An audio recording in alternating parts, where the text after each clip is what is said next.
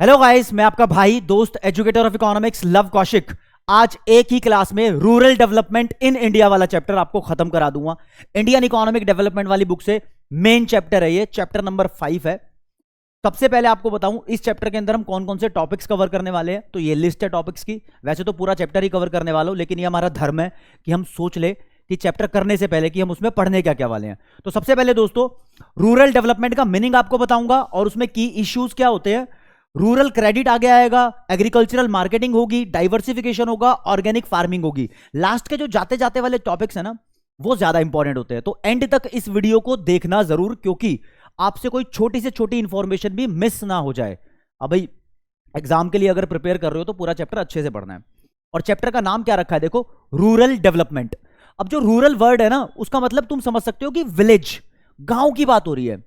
अब यार जहां भी हम रह रहे हैं हमारे देश के अंदर, हमारी इकोनॉमी के अंदर इलाकों को दो पार्ट में डिवाइड किया हुआ है। एक होते कुछ गांव वाले इलाके जिसको हम बोलते हैं विलेज इकोनॉमी यानी रूरल इकोनॉमी, और एक होते हैं शहर के इलाके जिसको हम बोलते हैं अर्बन इकोनॉमी या फिर अर्बन एरिया। तो पहला पॉइंट तो यह बनता है कि आपके सिलेबस के अंदर रूरल डेवलपमेंट वाला चैप्टर क्यों है, क्योंकि देश के लिए बहुत क्रिटिकल चैप्टर है। कैसे क्रिटिकल है देखो, आपकी बुक में इंडियन इकोनॉमिक डेवलपमेंट में यार 3 यूनिट बनाई हुई है। यूनिट 1 में स्टार्टिंग के 3 चैप्टर्स हैं। उन 3 चैप्टर्स में ये बता रखा है कि आजादी से लेकर आज तक हमने अपने देश को कैसे डेवलप किया, कौन सी पॉलिसीज बनाई। फिर उसके आगे यूनिट 2 है जिसमें 6 चैप्टर्स हैं। 6 चैप्टर्स में यह बताया है कि आज भी हमारे देश के सामने कौन कौन से करंट चैलेंजेस हैं। 6 चैप्टर हो गए। फिर लास्ट वाला चैप्टर इंडिया चाइना पाकिस्तान की कंपैरिजन बताई हुई है। तो अब जो 6 चैलेंज बताए हुए हैं कि हमारे देश के सामने कौन कौन से हैं, तो उन 6 चैलेंज में गरीबी भी है, बेरोजगारी भी है, ह्यूमन कैपिटल फॉर्मेशन भी है, इंफ्रास्ट्रक्चर भी है, इन्वायरमेंट एंड सस्टेनेबल डेवलपमेंट भी है। तो उसके साथ साथ यहां पे रूरल डेवलपमेंट का चैप्टर भी है जो हम पूरा पढ़ने वाले हैं। तो यार रूरल डेवलपमेंट एक अहम मुद्दा है, क्योंकि हमारे देश के ज्यादातर लोग गांव वाले इलाके में ही रहते हैं। अब तुम्हें अगर परसेंटेज बोलकर बताऊं तो लगभग 67% ऑफ इंडियन पॉपुलेशन, कितनी 67% ऑफ इंडियन पॉपुलेशन यानी 2/3 of India is still living in the village economy, गांव के इलाके में रहता है। तो ऐसा कहते हैं अगर हमारे देश की तरक्की करनी है, इंडिया की तरक्की करनी है, तो सबसे पहले गांव वाले इलाके की डेवलपमेंट करनी पड़ेगी, क्योंकि ज्यादा इलाका यही है ना। तो इसलिए एक क्लास के बच्चों का अगर रिजल्ट सुधारना है तो उन बच्चों का रिजल्ट पहले सुधारो जिनका पार्ट ज्यादा हो। मतलब एवरेज बच्चे अगर एक क्लास में ज्यादा है तो उन बच्चों पे ज्यादा फोकस किया जाएगा, तो पूरी ओवरऑल क्लास का रिजल्ट सुधर जाएगा, है ना। अगर एक क्लास में टॉपर्स ज्यादा है तो टॉपर्स पे फोकस करो। अगर एक क्लास में वीक सेक्शन ज्यादा है तो वीक सेक्शन पे फोकस करो, तो पूरी क्लास का रिजल्ट सुधरेगा। तो इसी तरीके से हम पूरे देश का रिजल्ट अगर सुधारने निकले हैं तो सिर्फ अर्बन एरिया, दिल्ली, मुंबई, चेन्नई, कलकत्ता, चंडीगढ़, बेंगलोर, नोएडा, गुड़गांव, इन पे फोकस तो करना ही है, ये अर्बन एरियाज है। लेकिन बहुत सारे विलेज एरिया है, उन एरियाज के अंदर क्या क्या प्रॉब्लम चल रही है। हमारा पहला टॉपिक ही ये होगा कि क्या क्या की इश्यूज है, तो उनकी दिक्कत जानेंगे। उन दिक्कतों में क्या क्या हमारे पॉइंट्स है जो एग्जाम में आएंगे, और क्या क्या चीजें इंपॉर्टेंट है ये इस चैप्टर में बताने वाले हैं। और सबसे पहले ये वर्ड ही जान लो ना कि डेवलपमेंट का मतलब क्या होता है। जब भी बोलेंगे डेवलपमेंट, तो डेवलपमेंट का मतलब ये समझ में आएगा कोई ना कोई इंप्रूवमेंट होनी है, कोई ना कोई सुधार होना है। तो जब बात आएगी रूरल एरिया की डेवलपमेंट की या फिर देश की डेवलपमेंट की भी बात आएगी, तो किन चीजों में सुधार? पैसा कमाने की एक्टिविटीज में सुधार, यानी बिजनेस मॉडल्स में सुधार, यानी फैक्ट्री में सुधार, या फिर हमारे समाज की उन प्रथाओं को भी खत्म कर दो जो हमारी देश की तरक्की में बाधा बनी हुई है, यानी सोशल डेवलपमेंट भी। तो जब जब एक वर्ड डेवलपमेंट आएगा तो उसका मतलब दोनों बातें होंगी, पैसों की भी डेवलपमेंट यानी standard of living, money, income, ये सब ज्यादा तो होना ही चाहिए। दूसरे नंबर पे सोशल डेवलपमेंट भी होनी चाहिए। जिन इलाकों में लड़कियों के साथ भेदभाव होता है, उन्हें स्कूल कॉलेज नहीं जाने दिया जाता पढ़ने के लिए, वहां पर उनका एजुकेशन में अच्छा खासा रोल होना चाहिए, इक्वल पार्टिसिपेशन होना चाहिए वुमेन का भी। तो यार ये सोशल डेवलपमेंट भी जरूरी है। उन रीति रिवाजों को, जैसे पर्दा प्रथा, पुराना हिस्ट्री के चैप्टर्स में कहीं पढ़ी होगी, वो चीजें आज भी रोड़ा बना हुआ है देश की तरक्की के रास्ते में। तो शुरुआत, पहला पॉइंट हमारा कि रूरल डेवलपमेंट क्या होता है। तो एक प्रोसेस है पूरा का पूरा जो रूरल एरिया में economic as well as social development का सिग्नेचर है, मतलब का निशान है। तो पहली डेफिनेशन आपके सामने बताने से पहले गांव के इलाके की थोड़ी सी तस्वीर झलक आप देख लो। यार ये रूरल एरिया है, जहां पर देख रहे हो मतलब खेती में कितनी सारी वुमेन इन्वॉल्व हैं, और यहां पर देखा जाए तो पढ़ाई भी किस तरीके से लोगों को करनी पड़ती है। तो ये फोटो देखकर तुम्हें एहसास हो रहा होगा कि यहां पर अभी बढ़िया वाली टेक्नोलॉजी इतनी यूज नहीं की जाती। हर गांव के अंदर ट्रैक्टर नहीं यूज किए जाते, हर गांव के अंदर इरिगेशन यानी पानी के लिए ट्यूबवेल नहीं लगे हुए। बहुत सारे गांव के अंदर इस तरीके से काम किया जाता है। भाई मैं मानता हूं कि हरियाणा और पंजाब के जो गांव है वो काफी डेवलप्ड है, वहां मशीनों का यूज होता है, लेकिन देखा जाए तो मध्य प्रदेश, छत्तीसगढ़ या फिर बिहार के कुछ बैकवर्ड एरियाज, झारखंड, ऐसे कुछ गांव है जहां पर अभी भी टेक्निक का अच्छा इस्तेमाल किया जाना बाकी है। वहां पर इरिगेशन की कमी है भाई। अब यहां पर लोग पढ़ाई लिखाई में भी वंचित रह जाते हैं, नंबर ऑफ स्कूल्स बहुत कम है। और थोड़ी सी बात अगर की जाए, अगर वहां पर मान लो रास्ता भी है तो रास्ते पर अगर कोई व्हीकल चला रहे हो, मतलब ट्रांसपोर्टेशन का सोर्स भी है, तो देखो रास्ता खराब है, वो ट्रांसपोर्टेशन का सोर्स खुद ही खराब हो जाता है। तो ट्रांसपोर्टेशन फैसिलिटीज इस वजह से नहीं है क्योंकि रास्ते अच्छे नहीं है, रोड अच्छे नहीं है। यानी इंफ्रास्ट्रक्चर क्या बोल दिया मैंने? इंफ्रास्ट्रक्चर का मतलब होता है बेसिक फैसिलिटीज जो एक देश की तरक्की में योगदान देती है। इसमें बिजली भी आता है, पानी भी आता है, सड़क भी आता है, हाईवे भी आते हैं, सब कुछ आता है। तो ऐसी इंफ्रास्ट्रक्चरल फैसिलिटीज की कमी गांव के अंदर देखी जाती है। देख रहे हो, मतलब बच्चों को स्कूल के साथ साथ एग्रीकल्चर में, अपने घर के जो एग्रीकल्चर के काम धंधे हैं उसमें इन्वॉल्वमेंट दिखानी पड़ती है। तो यहाँ पर प्रोडक्टिविटी लोगों की कम है क्योंकि यहाँ पर इनके पास इनफ पैसा अवेलेबल नहीं है। एक फार्मर है भाई, अपने खेत के अंदर गेहूं, चावल, कुछ भी उसने उगाया हो, तो उसके पास एक सफिशिएंट मनी होनी चाहिए जिससे कि वो उसकी कटाई करने के बाद उस गेहूं और चावल को एक गोडाउन में या गोदाम में स्टोर करके रख दे, और जब उस चीज का उसको सही दाम मिले तब उसको बेच दे। लेकिन गांव के इलाकों में एक्चुअली हो क्या रहा है, क्योंकि फार्मर्स के पास है ना स्टोरेज की फैसिलिटी नहीं है। स्टोरेज का मतलब गोदाम होता है, गोडाउन बोलते हैं, वेयर हाउस बोल लो आप, कोई दिक्कत नहीं है।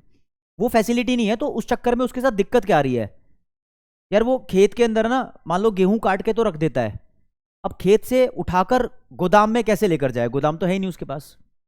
तो उसको हैंड टू हैंड वो जो गेहूं है या कुछ भी उसका प्रोड्यूस है, चावल भी हो सकते हैं, मक्का भी हो सकता है, वो उसको हैंड टू हैंड बेचना पड़ता है बहुत सस्ते रेटों में। क्यों? क्योंकि उसको डर रहता है कि खेत के ऊपर जो गेहूं रखे हैं बारिश आने से खराब ना हो जाए कहीं, है ना। और फिर अगर उसने ये गेहूं यहीं पर रखे रखे खेत में, तो अब दूसरी फसल उगाने का मौका निकल जाएगा क्योंकि खेत तो उसके पास एक ही है। इसलिए जो लोग उनसे अनाज खरीद रहे होते हैं, मार्केट के लोग जो होते हैं, वो उनको पोपट बनाते हैं। कैसे पोपट बनाते हैं? वो सस्ते दामों पर गेहूं खरीद लेते हैं, कहते हैं अभी ये रेट चल रहा है फटाफट से बेच दे वरना कोई और दूसरा तेरे से खरीदेगा नहीं। अब फार्मर को बेचना क्यों पड़ता है? वो बेच देते हैं क्योंकि क्या करेंगे, कहाँ रखेंगे इसको। लेकिन अगर उनके पास स्टोरेज फैसिलिटी होती तो वो अपने गेहूं को अच्छे से फिल्टर करते, कैटेगरी डिवाइड करते, इतना सारा गेहूं है, इसमें से इतना पोर्शन बढ़िया क्वालिटी का महंगे रेट में जाएगा, इतना पोर्शन एवरेज क्वालिटी का मीडियम रेट में जाएगा, इतना पोर्शन बेकार क्वालिटी का सस्ते रेट में जाएगा। तो ग्रेडिंग कर सकते थे ना कैटेगरी। ऐसा नहीं होता। क्यों नहीं होता? क्योंकि उनको मजबूरी में आके वो सामान बेचना पड़ गया। इसको दोस्तों बोलते हैं डिस्ट्रेस सेलिंग। तो ये कॉन्सेप्ट आएंगे इस चैप्टर के अंदर। तो मेन मुद्दा गांव की हालत मुझे आपको दिखाना था। अब शुरू होता है आपका मेन चैप्टर जो कंटेंट है। सबसे पहले रूरल डेवलपमेंट का मतलब क्या होता है हमारे भारत के अंदर। तो एक प्रोसेस है ये। Rural development is a process of social and economic development of the people living in village area. Village area मतलब रूरल एरिया। साफ लिखा है ना, गांव के इलाकों में सोशल और इकोनॉमिक डेवलपमेंट। इकोनॉमिक डेवलपमेंट का मतलब बिजनेस रिलेटेड यानी जीडीपी रिलेटेड डेवलपमेंट, और सोशल का मतलब वुमन एम्पावरमेंट भी होती है, डिस्क्रिमिनेशन ना हो किसी के साथ, बायसनेस ना हो किसी के साथ, इनइक्वालिटी ना हो किसी के साथ, तो ऐसी डेवलपमेंट। लेकिन प्रॉब्लम क्या है आज भी गांव के एरिया में? इसे बोलते हैं की issues in the rural area. Infrastructure की फैसिलिटी एडिक्वेट लेवल पे अवेलेबल नहीं है, मतलब जितना अच्छा इंफ्रास्ट्रक्चर होना चाहिए उतना अवेलेबल नहीं है। ठीक है। गरीबी, रैम्पेंट पॉवर्टी है, मतलब हर जगह गरीबी है। डाइवर्सिफिकेशन की थोड़ी कमी है। डाइवर्सिफिकेशन के पूरे टॉपिक को चैप्टर के एंड में समझाया गया है, तो वहां पर इसका इंतजार करेंगे कि वहां पर समझ लो इसको। Organic farming.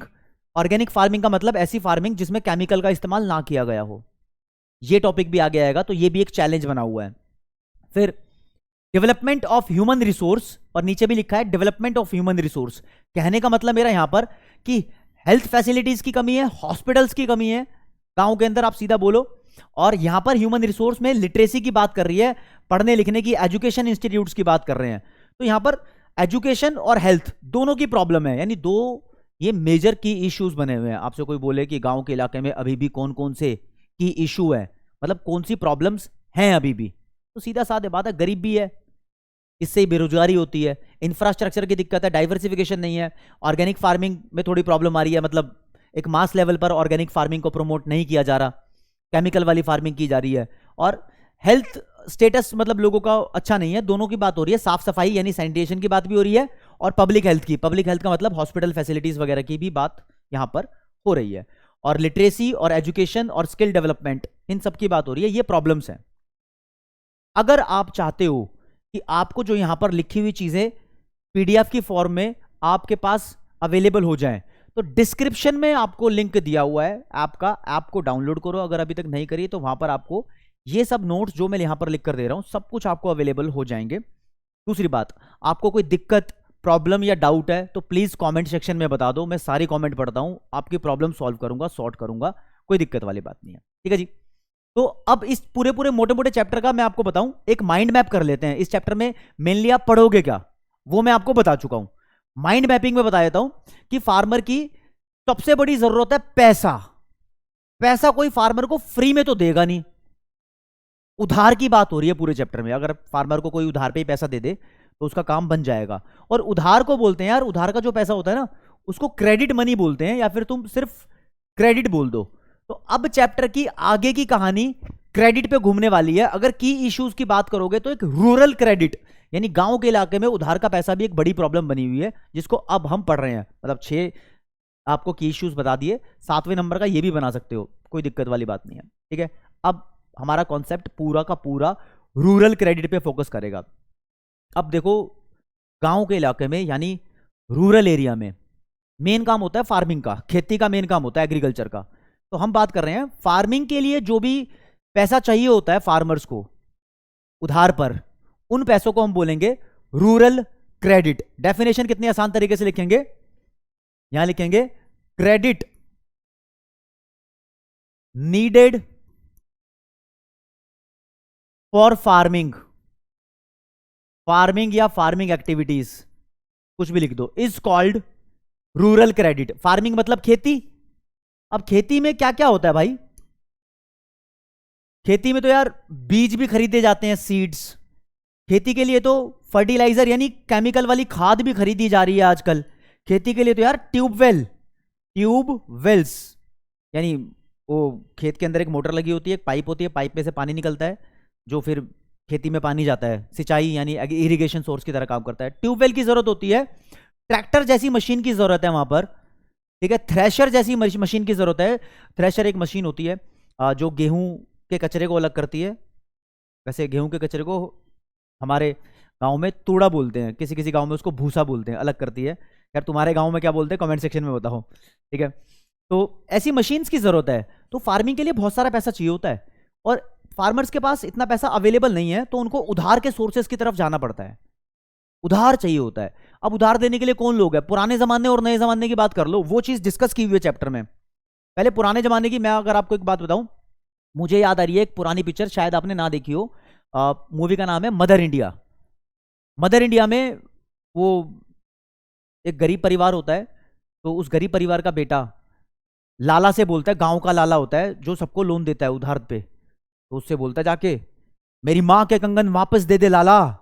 क्यों वापस दे दे, क्योंकि उस लाला ने क्या गुनाह किया होता है, सुनो, चैप्टर से रिलेटेड है पूरा का पूरा।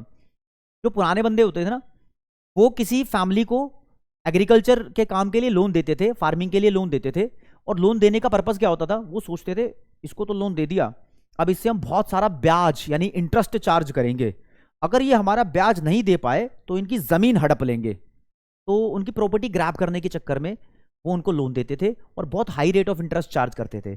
और पुराने जमाने में कौन लोन देता था भाई, फ्रेंड भी दे सकते थे, रिलेटिव भी दे सकते थे, कुछ कमीशन वाले एजेंट भी थे। हाँ भाई मैं तेरे को लोन दिला दूंगा उस बंदे से, लेकिन मेरी कमीशन क्या बनेगी, ऐसे वाले बिचौलिया बोलते हैं, वो बंदे भी थे। बड़े बड़े जमींदार जिनको लैंडलॉर्ड बोल दो, साहूकार बोल दो, ऐसे लोग लोन देते थे, लेकिन सब एक्सप्लॉइट करते थे उनको, जिनको भी वो लोन देते थे। एक्सप्लॉइट करने का मतलब उनका शोषण, शोषण ऐसे नहीं मार पिटाई वाला, उनका शोषण मतलब उनसे ब्याज के तौर पर पैसा बहुत ज्यादा वसूल करते थे। ये बात आज़ादी के बाद सरकार को भी समझ आई, क्योंकि आज़ादी के बाद हमारे देश में हमारे सरकार की चलनी शुरू हुई ना, तो उन्होंने बोला कि अब हम कुछ नए तरीके के सोर्सेस ढूंढ कर लाते हैं, मतलब खोलते हैं, अप्रोच करते हैं कि हाँ अब फार्मर्स को गांव के अंदर लोन देने के लिए बैंक बनाए जाएंगे। हाँ तो बैंक बनाए गए तो अब बैंक भी लोन देते हैं, लोन तो सब दे रहे हैं। बस ये बोला गया है जो कंपनी की तरह, इंस्टीट्यूट की तरह खुले हुए हैं, फर्म की तरह खुले हुए हैं सोर्सेस, उन सभी सोर्सेस को बोला जाता है इंस्टीट्यूशनल सोर्सेस ऑफ क्रेडिट। यानी बैंक अगर बोलूं तो एक कंपनी की तरह खुला हुआ है ना, तो बैंक अगर गांव के अंदर लोन दे रहा है तो बोलेंगे बैंक एक institutional source of rural credit है। और अगर एक कोई दोस्त है, रिश्तेदार है, या जमींदार है, या कमीशन वाला एजेंट है, साहूकार है, वो लोन दे रहा है तो वो एक कंपनी नहीं है, उसको बोलेंगे वो एक non institutional source of credit है। तो रूरल क्रेडिट के बारे में बात करनी है भाई कि कौन कौन रूरल क्रेडिट प्रोवाइड करता है और एक किसान को उधार पर पैसा क्यों चाहिए होता है। इन चीजों के लिए चाहिए होता है, बीज भी खरीदने हैं, फर्टिलाइजर भी है, ट्यूबवेल भी लगवाना है, ट्रैक्टर भी है, और कुछ फार्मर्स को तो यार सही बताऊं तो अपने पर्सनल खर्चे चलाने के लिए भी लोन चाहिए होता है। बच्चों की शादी करनी है, बच्चों की पढ़ाई है, और मेन देखो आज मान लो पहला दिन है, फार्मर ने बीज बोए हैं खेती में, तो इसको बोलते हैं सोइंग। जमीन पर बीज बो दिए, ठीक है, पहले दिन, और 60 दिन के बाद उसने उसकी कटाई कर ली, कटाई करने को बोलते हैं हार्वेस्टिंग। तो दोस्तों अब उसके पास माल बना है ना, 60 दिन तक उसने क्या किया, 60 दिन तक पैसा कहां से कमाया होगा, नहीं, तो इन 60 दिनों के अंदर उसका घर का गुजारा कैसे चलेगा। इस टाइम को, सोइंग और हार्वेस्टिंग के बीच का जो टाइम होता है, इसको बोलते हैं गेस्टेशन पीरियड। जो गेस्टेशन पीरियड है, इसको गुजारने के लिए फार्मर को उधार पे पैसा चाहिए, तो वो उसके पर्सनल एक्सपेंसेस होते हैं। देख लो मैं थोड़ा यहां पर इसको अलग कर देता हूं, ये डेफिनेशन बन रही है वैसे हमारे रूरल क्रेडिट की, और नीचे कुछ इंपॉर्टेंट वर्ड्स लिख रहा हूं जो आपके बहुत काम के हैं, ठीक है जी। तो आगे मैं आपको बताऊंगा रूरल क्रेडिट के बारे में कि ये कितने मतलब सोर्सेज हमारे पास, कि कहां कहां से हमें मिल सकता है। तो बेसिकली कुछ, पेन का कलर कौन सा रखे भाई, यहां पर तुम जो बोलोगे, येलो चल रहा है, येलो चलने दो, ग्रीन पकड़ लो, चलो कोई बात नहीं। नॉन इंस्टीट्यूशनल सोर्सेज हैं, कौन है ये, पहले के जमाने में चलते थे, जैसे कि मनी लेंडर्स, ट्रेडर्स, मतलब दुकानदार वगैरह भी लोन देते थे, कमीशन एजेंट भी है, लैंडलॉर्ड का मतलब जमींदार है, रिलेटिव रिश्तेदार होते हैं, फ्रेंड्स हो सकते हैं, ठीक है, और लोग भी पहले लोन देते थे। ये एक्सप्लॉइट करते थे फार्मर्स को high rate of interest charge करके, यानी बहुत ज्यादा ब्याज ले लेते थे, तो फार्मर ब्याज ही देता रह जाता था, बेचारा परेशान हो जाता था ब्याज दे देकर, अपनी प्रॉपर्टी गवा बैठता था, मतलब बड़ी दिक्कतें आ जाती थी उनकी फैमिली के अंदर, ठीक है ना। तो एक्सप्लॉइट करते थे फार्मर्स को, लेकिन फिर सरकार ने इंस्टीट्यूशनल सोर्सेज ओपन करवाए, जैसे कि बहुत सारे एग्जांपल है हमारे पास, इनके नाम पहले पढ़ के बताऊं, फिर इनके बारे में डिस्कस करेंगे, और चैप्टर के एंड में भी इनके बारे में अच्छे से डिस्कस किया हुआ है। पहले भी नाम नाम देख लेते हैं, ध्यान रखना। एक है कोऑपरेटिव क्रेडिट सोसाइटी, इसको डिस्कस कर लो पहले। कोऑपरेटिव का मतलब होता है मिलकर काम करना, क्रेडिट सोसाइटी, क्रेडिट का मतलब उधार, सोसाइटी का मतलब कोई ग्रुप। कुछ लोग अपना ग्रुप बना लेते हैं, वो ग्रुप एक दूसरे को पैसे उधार पर देता है, एक दूसरे को, तो ऐसी सोसाइटी को बोलते हैं कोऑपरेटिव क्रेडिट सोसाइटी, ठीक है जी।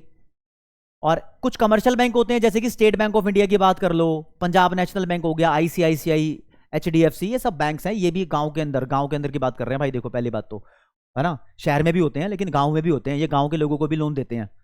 फिर लैंड डेवलपमेंट बैंक्स है कुछ गांव के अंदर, ये लैंड से रिलेटेड कोई काम हो तो उस पर लोन देते हैं, लाइक किसी फार्मर को नई जमीन खरीदनी है, या करंट अभी जमीन है, लैंड है, उस पर डेवलपमेंट करानी है, तो उनको लोन देते हैं। फिर कुछ होते हैं रीजनल रूरल बैंक्स, इसकी डिटेल दूंगा लास्ट में। ये बैंक आपको कौन से मिलेंगे, इन बैंकों की बात करते हैं, ये स्पेशल है। जिस बैंक के लास्ट में ग्रामीण बैंक लगाओ ना, या लगाओ रूरल बैंक, वो सब बैंक्स आरआरबीज हैं, ये बहुत छोटे छोटे इलाकों में मिलेंगे, मतलब जहां तक कमर्शियल बैंक नहीं पहुंच पाए। तो गांव के जो जिले होते हैं ना, डिस्ट्रिक्ट जो होते हैं, मतलब रूरल एरिया में, तो डिस्ट्रिक्ट लेवल तक ये खुले हैं, जहां पर कमर्शियल बैंक नहीं पहुंच पाए वहां ये पहुंचे हैं। अब हम तो शहर में रह रहे हैं मान लो, तो हमें हर जगह दिखेंगे कमर्शियल बैंक, गांव में नहीं दिख रहे भाई, दिक्कत है वहां पर। अगर किसी बंदे को लोन पे पैसा चाहिए तो उसको दर बदर भटकना पड़ता है। शहर के अंदर ये फैसिलिटी अवेलेबल है, लेकिन शहर के अंदर फार्मर थोड़ी है इतने, गांव के अंदर है फार्मर्स, गांव के अंदर लोन चाहिए, गांव के अंदर नहीं मिल रहा, गांव के अंदर दिक्कत है। दिक्कत है तो चैप्टर है, चैप्टर है तो आपका सिलेबस है जिसको हम पढ़ रहे हैं, ठीक है। फिर ये 5वें नंबर का नाबार्ड है, इसको थोड़ी देर में बताता हूं क्योंकि ये थोड़ा अलग है। फिर दोस्तों सेल्फ हेल्प ग्रुप्स है बनाए गए हैं। सेल्फ हेल्प ग्रुप क्या होते हैं? ये बिल्कुल कोऑपरेटिव क्रेडिट सोसाइटी की तरह ही होते हैं। मतलब कुछ लोग इकट्ठे होकर अपना ग्रुप बनाते हैं और पैसा इकट्ठा करते हैं एक दूसरे से मिला मिलाकर, और जिस बंदे को जरूरत है वो उस बंदे को लोन पे पैसा दे देते हैं। अब तुम कहोगे यार ये कोऑपरेटिव क्रेडिट सोसाइटीज भी तो ऐसी होती हैं। इसको कोऑपरेटिव क्रेडिट सोसाइटी को कोऑपरेटिव बैंक्स मान लो आप। एक पंजाब एंड महाराष्ट्र बैंक है, पी एंड एम नहीं, एन का मतलब एंड है, महाराष्ट्र बैंक है, वो बहुत बड़ा कोऑपरेटिव बैंक है। इन बैंक्स के नाम आपको फेमस नहीं मिलेंगे, ठीक है, ये ज्यादा फेमस नहीं होते जितने की स्टेट बैंक ऑफ इंडिया या पंजाब नेशनल बैंक या आईसीआईसीआई बैंक नाम फेमस होते हैं। ये उन लोगों को लोन देते हैं, मतलब ऐसा नहीं है कि मान लो एक बंदा ये रहा, एक बंदा ये रहा, एक बंदा ये रहा, एक बंदा ये रहा, इन चारों ने मिलकर कोऑपरेटिव बैंक बना दिया, यानी कोऑपरेटिव क्रेडिट सोसाइटी बना दी, ग्रुप बना दिया। अब ये ग्रुप तो बना दिया, ये लोन किसी को भी दे सकते हैं, आउटसाइडर को भी दे सकते हैं, कोई दिक्कत वाली बात नहीं है, ठीक है। अब सेल्फ हेल्प ग्रुप अलग कैसे है? मान लो इन चारों ने ग्रुप बनाया तो ये इंटरनली एक दूसरे को लोन देंगे, तो ऐसे ग्रुप को सेल्फ हेल्प ग्रुप बोलेंगे। तो सेल्फ हेल्प ग्रुप और कोऑपरेटिव क्रेडिट सोसाइटी अलग अलग है, ध्यान रखना। अब गवर्नमेंट भी लोन देती है भाई, गवर्नमेंट का भी मतलब लोन माना जाता है। तक्कवी लोन गवर्नमेंट प्रोवाइड करती है। बेसिकली तक्कवी एक वर्ड है जो आपको परेशान ना करे बाद में। तक्कवी लोन या तक्कवी क्रेडिट गवर्नमेंट प्रोवाइड करती है। जो लोग परेशान होते हैं या डिस्ट्रेस में अपना सामान बेच रहे हैं, मतलब कि उनके पास स्टोरेज हाउस नहीं है, मजबूरी में आके उनको सस्ते रेट में अपना सामान बेचना पड़ रहा है, तो सरकार उनको लोन दे देती है कि दिक्कत आ गई थी भाई, या इस प्रॉब्लम से बाहर आने के लिए पैसा चाहिए तो चल भाई कुछ कर ले, गवर्नमेंट लोन प्रोवाइड करती है। कहीं अर्थक्वेक आ गया, कहीं डिजास्टर आ गई, तो उससे रिकवर करने के लिए भी गवर्नमेंट सीधा लोन प्रोवाइड करती है, बहुत कम रेट ऑफ इंटरेस्ट पे। तो उसको ये गवर्नमेंट भी एक इंस्टीट्यूट है जो लोन प्रोवाइड कर रही है, तो ऐसे केसेस में करती है। अब बात आई नाबार्ड क्या है। नाबार्ड की फुल फॉर्म लिखी है national bank for agricultural and rural development. 1982 में ये इंस्टीट्यूट खुला था, ठीक है। इसके ऊपर डिटेल मैंने बाद में बताई है। ये गांव के अंदर जितने भी लोन देने वाले इंस्टीट्यूट है ना, ये सारे 7 लिखे हैं ना टोटल, इसमें से नाबार्ड हटा दो 6 बच जाएंगे। ऐसे सभी इंस्टीट्यूट को कंट्रोल करने वाली सबसे बड़ी बॉडी है, यानी एपेक्स बॉडी है। हालांकि इसके ऊपर है इंडिया में आरबीआई, लेकिन गांव वाले इलाके में इन सबको कंट्रोल करने वाली सबसे बड़ी एपेक्स बॉडी नाबार्ड है। ये एग्रीकल्चर से रिलेटेड जिन लोगों को लोन चाहिए होता है, या दूसरे छोटे मोटे काम करने वाले गांव में आर्टिसियन होते हैं, कलाकार होते हैं, उनको भी लोन प्रोवाइड कराने से रिलेटेड जो इंस्टीट्यूट है उनको ये कंट्रोल करती है, ठीक है। तो ये बड़े इंपॉर्टेंट है यार। अगर नॉन इंस्टीट्यूशनल और इंस्टीट्यूशनल सोर्सेज में डिफरेंस आ जाए तो आप इनके एग्जाम्पल लिख सकते हो। पहला डिफरेंस, यहां पर high rate of interest charge होता है इंस्टीट्यूशन और नॉन इंस्टीट्यूशनल में। जो इंस्टीट्यूशनल सोर्सेज होते हैं यहां पर आप ये तो नहीं बोल सकते कि बहुत कम रेट ऑफ इंटरेस्ट चार्ज होता है, लेकिन reasonable rate of interest charge होता है। रीजनेबल मतलब जायज, नाजायज नहीं, रीजनेबल रेट ऑफ इंटरेस्ट ये चार्ज करते हैं, ठीक है। और एक और डिफरेंस लिखना है, तो डिफरेंस एक और बन सकता है, जो non institutional sources of credit है इनको हम इनफॉर्मल सोर्सेज भी बोलते हैं, अनऑफिशियल सोर्सेज हैं ये। इनफॉर्मल का मतलब अनऑफिशियल, और ये वाले जो हैं ये formal sources of rural credit है। कितने सारे वर्ड लिख रहे हो लव सर, लिखने पड़ते हैं भाई, काम के हैं ये सब, पढ़ते पढ़ते ध्यान रखना। फिर भी कोई दिक्कत प्रॉब्लम डाउट है तो मैं हूं ना तुम्हारे लिए यार, पूरी जान लगा देंगे तैयारी में, समझ रहे हो, कहीं पीछे नहीं हटने देंगे, बस साथ देना। अब यहां पर बात की जाएगी, चलो ये तो हो गए नॉन इंस्टीट्यूशनल और institutional sources of rural credit हो गए। अब मैं आपको बात बताना चाहूंगा, रूरल क्रेडिट के कितने टाइप्स होते हैं, टाइप्स कितने होते हैं। तो इस टाइप्स को भी डिवाइड किया हुआ है अपनी अपनी सोच के हिसाब से। तो 2 सोच बनती है हमारी, उसके हिसाब से बताऊंगा। लेकिन उससे पहले एक बारी हमने पढ़ लिया बैंकों के बारे में। तो जैसे मैंने बताया था, यहां पर कमर्शियल बैंक्स की बात हो रही है या कोई भी बैंक की बात हो रही है, रूरल एरिया में बैंकिंग सिस्टम का एक क्रिटिकल अप्रेजल कर लेते हैं। क्रिटिकल अप्रेजल मतलब उसके बारे में कुछ बातें बोल दूं, कुछ बुराई तो नहीं कर रहा, लेकिन बुराई से कम भी नहीं है ये पॉइंट्स। मतलब कहना चाहता हूं कि गांव के इलाके में, ये क्वेश्चन बड़ा इंपॉर्टेंट है, इसको हल्के मत लेना। अभी बात जो बोल रहा हूं वो सुन लो पहले। विलेज एरिया में जितने बैंक होने चाहिए उतने हैं नहीं, और जो हैं भी तो वो उतना लोन प्रोवाइड नहीं कर रहे जितना लोगों को चाहिए। और बताऊं, जो स्मॉल फार्मर्स होते हैं, गरीब फार्मर्स, उनको कोई लोन देके राजी नहीं है, कहते हैं यार इसको लोन दे दिया तो लोन वापस नहीं करेगा ये, सुसाइड अटेम्प्ट ना कर ले कहीं, ऐसी दिक्कत प्रॉब्लम रहती है। और गांव के इलाके में प्रॉब्लम क्या पड़ रही है कि लोग लोन तो ले लेते हैं फार्मर्स, फिर वो वापस नहीं कर रहे, ओवर ड्यू के टाइम बढ़ रहे हैं, तो इसमें कंपनीज को भी लॉस हो रहा है जो लोग लोन प्रोवाइड करते हैं, फिर वो भी डिस्करेज होती हैं। तो यहां पर कुछ पॉइंट्स लिखे हैं दोस्तों, ये रूरल बैंकिंग को क्रिटिकली अप्रेज कर रहे हैं, मतलब एक तरीके से क्रिटिकल इवेल्युएशन है और रूरल बैंकिंग सिस्टम की। तो पहला लिखा है इनसफिशिएंट वॉल्यूम ऑफ क्रेडिट, जितना वॉल्यूम ऑफ क्रेडिट यानी लोन का अमाउंट होना चाहिए उतना है नहीं यहां पर available. इनएडिक्वेट coverage of institutional sources, जो इंस्टीट्यूशनल सोर्सेज हैं वो पूरे तरीके से गांव के इलाकों को कवर नहीं कर पा रहे हैं लोन के मामले में, मतलब जितने बैंक होने चाहिए उतने बैंक है नहीं, समझ लो। Inadequate amount of sanction, sanction का मतलब होता है अलाउड करना। अब मान लो किसी बंदे को 10 लाख रुपए का लोन चाहिए, तो बैंक 10 लाख रुपए अलाउड नहीं कर रहा, 4 लाख दे देता है, 5 लाख दे देता है, मतलब उसका पर्पस सॉल्व नहीं होता। फिर जिस पर्पस के लिए उसको लोन चाहिए होता है वो उसकी जगह किसी और काम में लगा देता है, फिर वो बर्बाद हो जाता है। दिक्कत तो आती है इससे। लेस अटेंशन टू पुअर और marginal farmers, marginal farmer poor farmer एक ही बात है, छोटे छोटे जो फार्मर्स हैं जिनके पास ज्यादा पैसा नहीं है उन लोगों पर बैंक ज्यादा ध्यान नहीं देते, उनको लगता है कि ये वापस नहीं करेंगे, और फिर उसी वजह से तो देख लो जिन पे है वो भी वापस नहीं कर रहे। तो ग्रोइंग ओवर ड्यूज, यानी बैंक को जिन लोगों से पैसा लेना है, ओवर ड्यू है जिनके पास पैसा, आउटस्टैंडिंग है, वो ग्रो ही जा रहे हैं, नंबर्स बढ़े जा रहे हैं। तो एक बार मैं चाहूंगा स्क्रीन के सामने सट के दोस्तों इन पॉइंट्स को अच्छे से देख लो आप, मतलब ये भी जरूरी है कि पॉइंट्स अच्छे से देखने हैं। फिर बारी आती है टाइप्स ऑफ रूरल क्रेडिट की। तो रूरल क्रेडिट में मैंने आपको बताया कि इसको दो पार्ट में डिवाइड किया हुआ है, अकॉर्डिंग टू टाइम और अकॉर्डिंग टू पर्पस, यानी जो गांव के अंदर पैसा उधार पे मिलता है इसको कितने टाइप में मैं डिवाइड करूं, भाई सोच सोच के ऊपर डिपेंड करता है। अगर आप पर्पस के हिसाब से सोच रहे हो तो ये दो पार्ट में डिवाइड होगा, यानी आपने जो लोन लिया है वो किसी काम के लिए लिया है, यानी प्रोडक्टिव एक्टिविटी के लिए लिया है, या एवे लिया है ना, नॉन प्रोडक्टिव एक्टिविटी के लिए लिया है। तो दो पार्ट में डिवाइड कर सकते हैं, अभी पढ़ाऊंगा तो पूरा क्लियर हो जाएगा आपको। अगर टाइम की बात करो तो गांव के अंदर जो लोन का पैसा है कहते हैं फार्मर्स, ये देखो 3 कैटेगरी में डिवाइड है, पहली, दूसरी, तीसरी। एक लोन, रूरल क्रेडिट को लोन मान के चलो, बैंक 3 तरीके से लोन पे देते हैं। कहते हैं एक लोन ऐसा है जो 1 साल के अंदर यानी 1 से लेकर 12 महीने के अंदर वापस कर देना चाहिए। एक लोन ऐसा होता है जो 1 साल से लेकर 5 साल के अंदर वापस कर देना चाहिए। एक लोन ऐसा होता है जो 5 साल से लेकर 20 साल के अंदर वापस कर देना चाहिए। ठीक है, मतलब कर देना चाहिए, बैंक कहते हैं मैंने आपको पैसे उधार दिए हैं तो 1 साल के अंदर अगर इसको वापस कर देगा तो मैं उसको इस वाली कैटेगरी में डालूंगा और इसको बोलते हैं शॉर्ट टर्म क्रेडिट। और अगर 1 साल से ज्यादा टाइम में वापस करोगे, 5 साल से कम में वापस करोगे तो इसको बोलते हैं मीडियम टर्म क्रेडिट।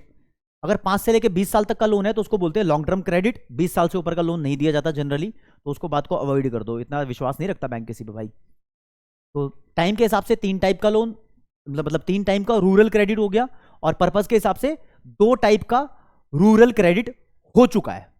अब इसकी एक्सप्लेनेशन प्रॉपर आपको पढ़वा दूंगा, उससे पहले ये देख लेते हैं कि किसी फार्मर को 1 साल के लिए पैसे क्यों चाहिए होंगे, या फिर यहां पर एक पॉइंट हो रहा है, काफी सारी बुक्स है, रेफरेंस बुक्स हैं जिनमें लिखा होता है शॉर्ट टर्म रूरल क्रेडिट का मतलब 12 से 15 महीने तक का लोन होता है। वो लैंग्वेज भी ठीक है, लेकिन 12 महीने तक का ओके रिपोर्ट आपके बुक के हिसाब से ठीक है। तो क्यों चाहिए उसको 1 साल के अंदर पैसे?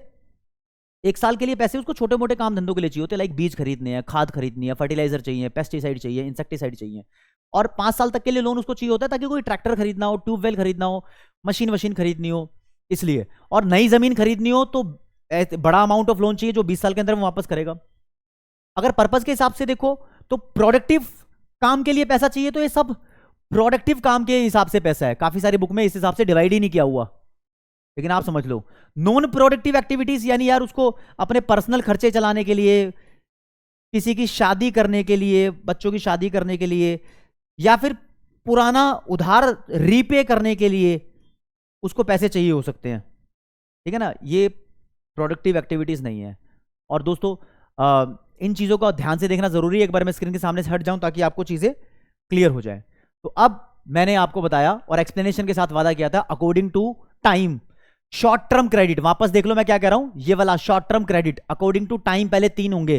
पहला हो गया, ये वो पैसे होते हैं जो अपनी शॉर्ट टर्म नीड्स को मीट करने के लिए एक फार्मर लेता है, जैसे कि सीड्स खरीदने हैं, टूल्स खरीदने हैं, फर्टिलाइजर खरीदने हैं, या किसी बंदे की सैलरी देनी है, छोटी मोटी सैलरी होगी। तो basically these loans are for 6 to 12 months. मतलब 1 से 12 महीने की इसकी वर्डिंग है, 1 से 12 महीने, लेकिन नॉर्मली 6 महीने से ज्यादा के लिए लोग लोन देते हैं। तो आप 1 से 12 महीने लिखोगे वो भी सही माना जाएगा, 6 से 12 लिखोगे वो भी सही माना जाएगा। और ये तभी पे किए जाते हैं जब फार्मर अपनी हार्वेस्टिंग कर लेता है ना, कटाई कर लेता है खेती की, तो उसको फिर मार्केट में बेचने जाता है। तो बेच के जब पैसा कमाता है तब जो पैसा आता है सेल के थ्रू, उस पैसे से ये वापस कर देता है लोन। फिर दूसरा मीडियम टर्म क्रेडिट। भैया मीडियम टर्म क्रेडिट मशीन वगैरह खरीदने के लिए फार्मर को चाहिए होता है, ठीक है। कहीं कैटल शेड्स बनवाने हो उसको, डिगिंग वेल्स यानी ट्यूबवेल डिग करवाने हो, डिग मतलब कुएं की तरह खोदना होता है, या कोई एनिमल खरीदना हो, गाय भैंस बकरी कुछ खरीदनी हो, ये सब मशीन की तरह कुछ खरीदना हो तो उसको पैसे चाहिए होते हैं। और ये पैसे बेसिकली 1 साल से लेकर 5 साल के बीच के अंदर होते हैं, 1 to 5 ईयर लिखा है ना। फिर दोस्तों थर्ड नंबर में मैंने बताया कि लॉन्ग टर्म लोन होते हैं, लॉन्ग टर्म क्रेडिट बोल देते हैं इसको। ये किस लिए लिए जाते हैं, ये बेसिकली यहां तो बताया था मशीनरी, यहां कोई हैवी मशीनरी अगर खरीदनी हो या जमीन खरीदनी हो, एडिशनल लैंड परचेज करनी हो, कोई उसमें इंप्रूवमेंट करानी हो, तो उसके लिए होते हैं। और ये 5 साल से लेकर 20 साल की ड्यूरेशन के बीच में होते हैं। तो दोस्तों अब बारी आती है कि पर्पस के हिसाब से 2 कैटेगरी में डिवाइड किया हुआ है, एक होते हैं प्रोडक्टिव लोन यानी प्रोडक्टिव क्रेडिट, और एक होते हैं अनप्रोडक्टिव लोन यानी अनप्रोडक्टिव क्रेडिट। प्रोडक्टिव का मतलब तुम कुछ खरीदना चाह रहे हो, वो जो तीनों टाइप बताए थे ना, वो तीनों इसके हिस्से मान लो, ठीक है। और अनप्रोडक्टिव का मतलब होता है जो अपने पर्सनल खर्चे निकालने के लिए, लाइक किसी की मैरिज करानी हो, ठीक है, या फिर सोशल कुछ खर्चा करना हो घर के अंदर, रिलीजियस फंक्शन कीर्तन जागरण वगैरह कराना हो, तो उस चीज के लिए भी फार्मर लोन लेते हैं। इस बात को भूलना नहीं चाहिए। तो दोस्तों एक बार मैं स्क्रीन के सामने चढ़ रहा हूं और आप प्लीज इसको रीड कर लो, बहुत जरूरी है। तो गाइस इसी के साथ हमारा कंप्लीट हुआ रूरल क्रेडिट का टॉपिक। अब इसके बाद आपसे बात करूंगा मैं एग्रीकल्चरल मार्केटिंग के बारे में, जो कि खास टॉपिक है इस चैप्टर का। यहां से क्वेश्चन एक्सपेक्टेड है, हालांकि आपके लिए नोट्स की तरह मैंने सब कुछ लिखा हुआ है, लेकिन ये पढ़ के बताने से पहले इसका मीनिंग एक बार जहन के अंदर उतार लेते हैं। देखो मार्केटिंग का मतलब सिर्फ सेलिंग मत समझना, और एग्रीकल्चरल की मार्केटिंग हो रही है तो इसका मतलब एग्रीकल्चर का जो आउटपुट है, यानी गेहूं चावल मक्का जो भी फूड ग्रेन्स का प्रोडक्शन हो रहा है वहां पर, उसकी मार्केटिंग से रिलेटेड बात हो रही है। अब एक फार्मर कौन कौन सी एक्टिविटी करता है ये देखो, वो खेत के अंदर बीज बोता है, उसमें पानी देता है यानी इरिगेशन करता है, फिर उसमें खाद डालता है यानी फर्टिलाइजर डालता है, पेस्टिसाइड डालता है, इंसेक्टिसाइड डालता है, उसको बड़े होते हुए देखता है, उसकी कटाई करता है, वो food grain main final form में आ जाती है तो उसकी कटाई करता है, फिर उसकी प्रोसेसिंग भी करता है। जैसे गेहूं की बात करें तो गेहूं का छिलका अलग निकालेगा, मेन गेहूं अलग करेगा, चावल को धान बोलते हैं वैसे, राइस का छिलका अलग निकालेगा और राइस अलग करेगा, मक्के के साथ भी ऐसे करता है, प्रोसेसिंग करता है उसकी। फिर उसको अगर हो सके, उसके पास अगर फैसिलिटी है, गोदाम वगैरह है, तो उसको स्टोरेज हाउस में रखता है, हो सके तो उसकी पैकिंग करता है, हो सके तो उसकी कैटेगरी डिवाइड करके ग्रेडिंग करता है। ग्रेडिंग का मतलब क्या होता है समझो, जो भी सामान जो भी फूड ग्रेन का प्रोडक्शन फार्मर ने किया है, अब वो देखेगा बढ़िया क्वालिटी वाला महंगे में बिकेगा, मीडियम क्वालिटी वाला थोड़ा कम रेट में बिकेगा, और जो नीचे क्वालिटी वाला है वो थोड़ा सस्ते में बिकेगा। तो इस तरीके से ग्रेडिंग करता है और उसको पैक करके फाइनल कंज्यूमर तक पहुंचाता है। हम लोग जो गेहूं आटा वगैरह कंज्यूम करते हैं वो कहां से आया है, इन सब प्रोसेस से होके गुजरी हैं वो चीजें। तो दोस्तों जो ये प्रोसेस था ना, बीज बोने से लेकर सामान बेचने तक का, जिसमें सोइंग भी आ गई है, ग्रेडिंग भी आ गई है, पैकिंग भी आ गई है, प्रोसेसिंग भी आ गई है, असेंबलिंग भी आ गई है। असेंबलिंग का मतलब होता है इकट्ठा करना चीजों को, ठीक है। ट्रांसपोर्टेशन भी आ गई है कि गांव से या विलेज वाले एरिया से या रूरल एरिया से वो फूड ग्रेन कैसे ट्रांसपोर्ट होके शहर तक या फिर वहां तक जाएगी जहां उसको खरीदने वाले लोग हैं। इन सभी एक्टिविटीज को मिला के एक वर्ड बनता है जिसे हम बोलते हैं एग्रीकल्चरल मार्केटिंग। तो एग्रीकल्चरल मार्केटिंग का मतलब वो सभी एक्टिविटीज हैं जो एक फार्मर फार्मिंग से रिलेटेड करता है। तो डेफिनेशन क्या लिखी है, डेफिनेशन लिखी है एग्रीकल्चरल मार्केटिंग कवर्स या includes the services involved in moving an agricultural product from the farm to the consumer. From the farm मतलब खेत से लेकर बायर तक पहुंचाने में जो भी एक्टिविटीज जो भी सर्विसेज फार्मर ने प्रोवाइड करी है वो सारी सर्विसेज एग्रीकल्चरल मार्केटिंग है। अगर उन सर्विसेज की बात करें यहां पर कौन कौन सी है, बीज को बोना, उसकी इरिगेशन भी, ठीक है, उसकी पैकिंग भी, पैकिंग को पैकेजिंग बोल लो पूरे नाम से, उसकी ग्रेडिंग भी, ठीक है, उसका स्टोरेज भी भाई, और उसकी असेंबलिंग भी। ऐसे खतरनाक खतरनाक सारे शब्द याद करने की जरूरत नहीं है, एक आधा मिस भी हो गया तो चल जाएगा। ट्रांसपोर्टेशन भी है, यानी रट्टा मारने के लिए मैं नहीं बोल रहा हूं, बिल्कुल भी नंबर मिल जाते हैं। इतना दर्द लेने की जरूरत नहीं है कि सर इतने सारे शब्द याद करने पड़ेंगे क्या, ना, इनमें से एक आधा मिस कर दो तो चल जाएगा। ठीक है, फिर ट्रांसपोर्टेशन के बाद उसकी फाइनल कंज्यूमर तक जाकर बेचना। तो कभी कभी फार्मर भी सीधा बेच देते हैं कंज्यूमर तक, लेकिन कभी कभी बैठे होते हैं मिडलमैन जो फार्मर से खरीद के आगे बेच रहे होते हैं। अब इस एग्रीकल्चरल मार्केटिंग में इतनी सारी चीजें आ गई ना, तो इतनी सारी चीजों के बारे में हम आगे जो मेन टॉपिक पढ़ रहे हैं, वो पहला टॉपिक ये है कि फार्मर को एग्रीकल्चरल मार्केटिंग करने में क्या प्रॉब्लम आ रही है, यानी इन सब सर्विसेज को परफॉर्म करने में क्या दिक्कत आ रही है, और दिक्कत आ रही है तो सरकार ने उन दिक्कतों को हल कैसे किया। ये दो टॉपिक पढ़ेंगे तो एग्रीकल्चरल मार्केटिंग का टॉपिक भी खत्म हो जाएगा।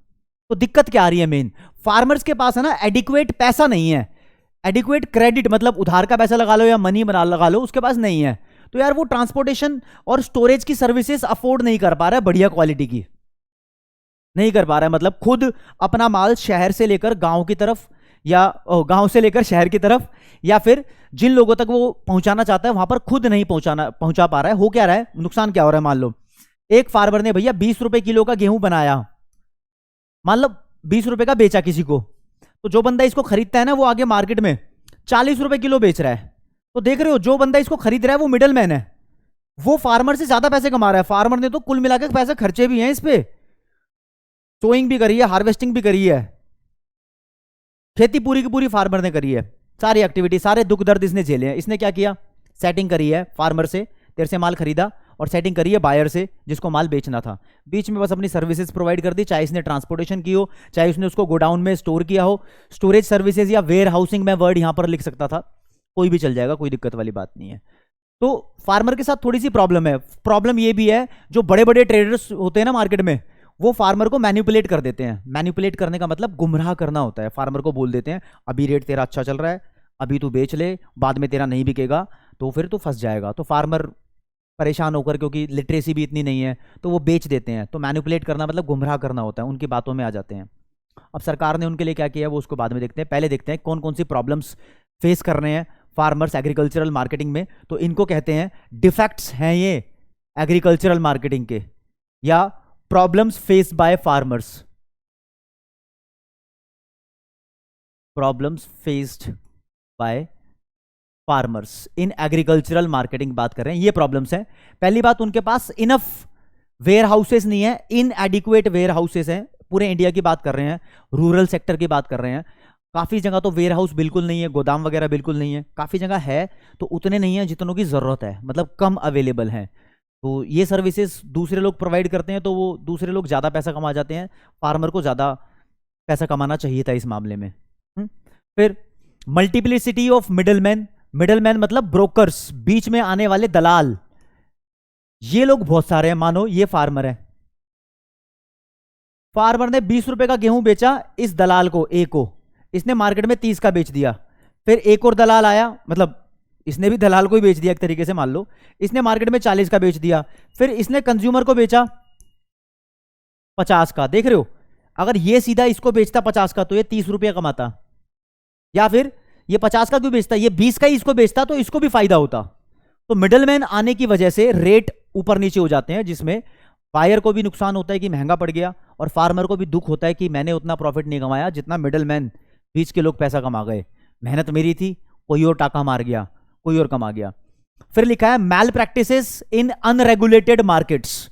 अनरेगुलेटेड मार्केट्स मतलब जिन मार्केट्स पर रेगुलेशन नहीं है, रेगुलेशन का मतलब होता है कंट्रोल, जिन पर ऐसी मार्केट जो विदाउट गवर्नमेंट कंट्रोल चल रही है, विदाउट गवर्नमेंट कंट्रोल या रेगुलेशन जो मार्केट चल रही है, वो मार्केट्स गलत गतिविधियां करती है, फार्मर को फंसाती है, गलत रेट बताती है, गलत इंफॉर्मेशन दे देती है, तो फार्मर को मजबूरी में आके सामान बेचना पड़ जाता है, उलझा देती है। तो इसको हम बोल भी सकते हैं, अगर बोले तो यहां पर मैल प्रैक्टिसेस, या हम बोल सकते हैं मैनिपुलेशन।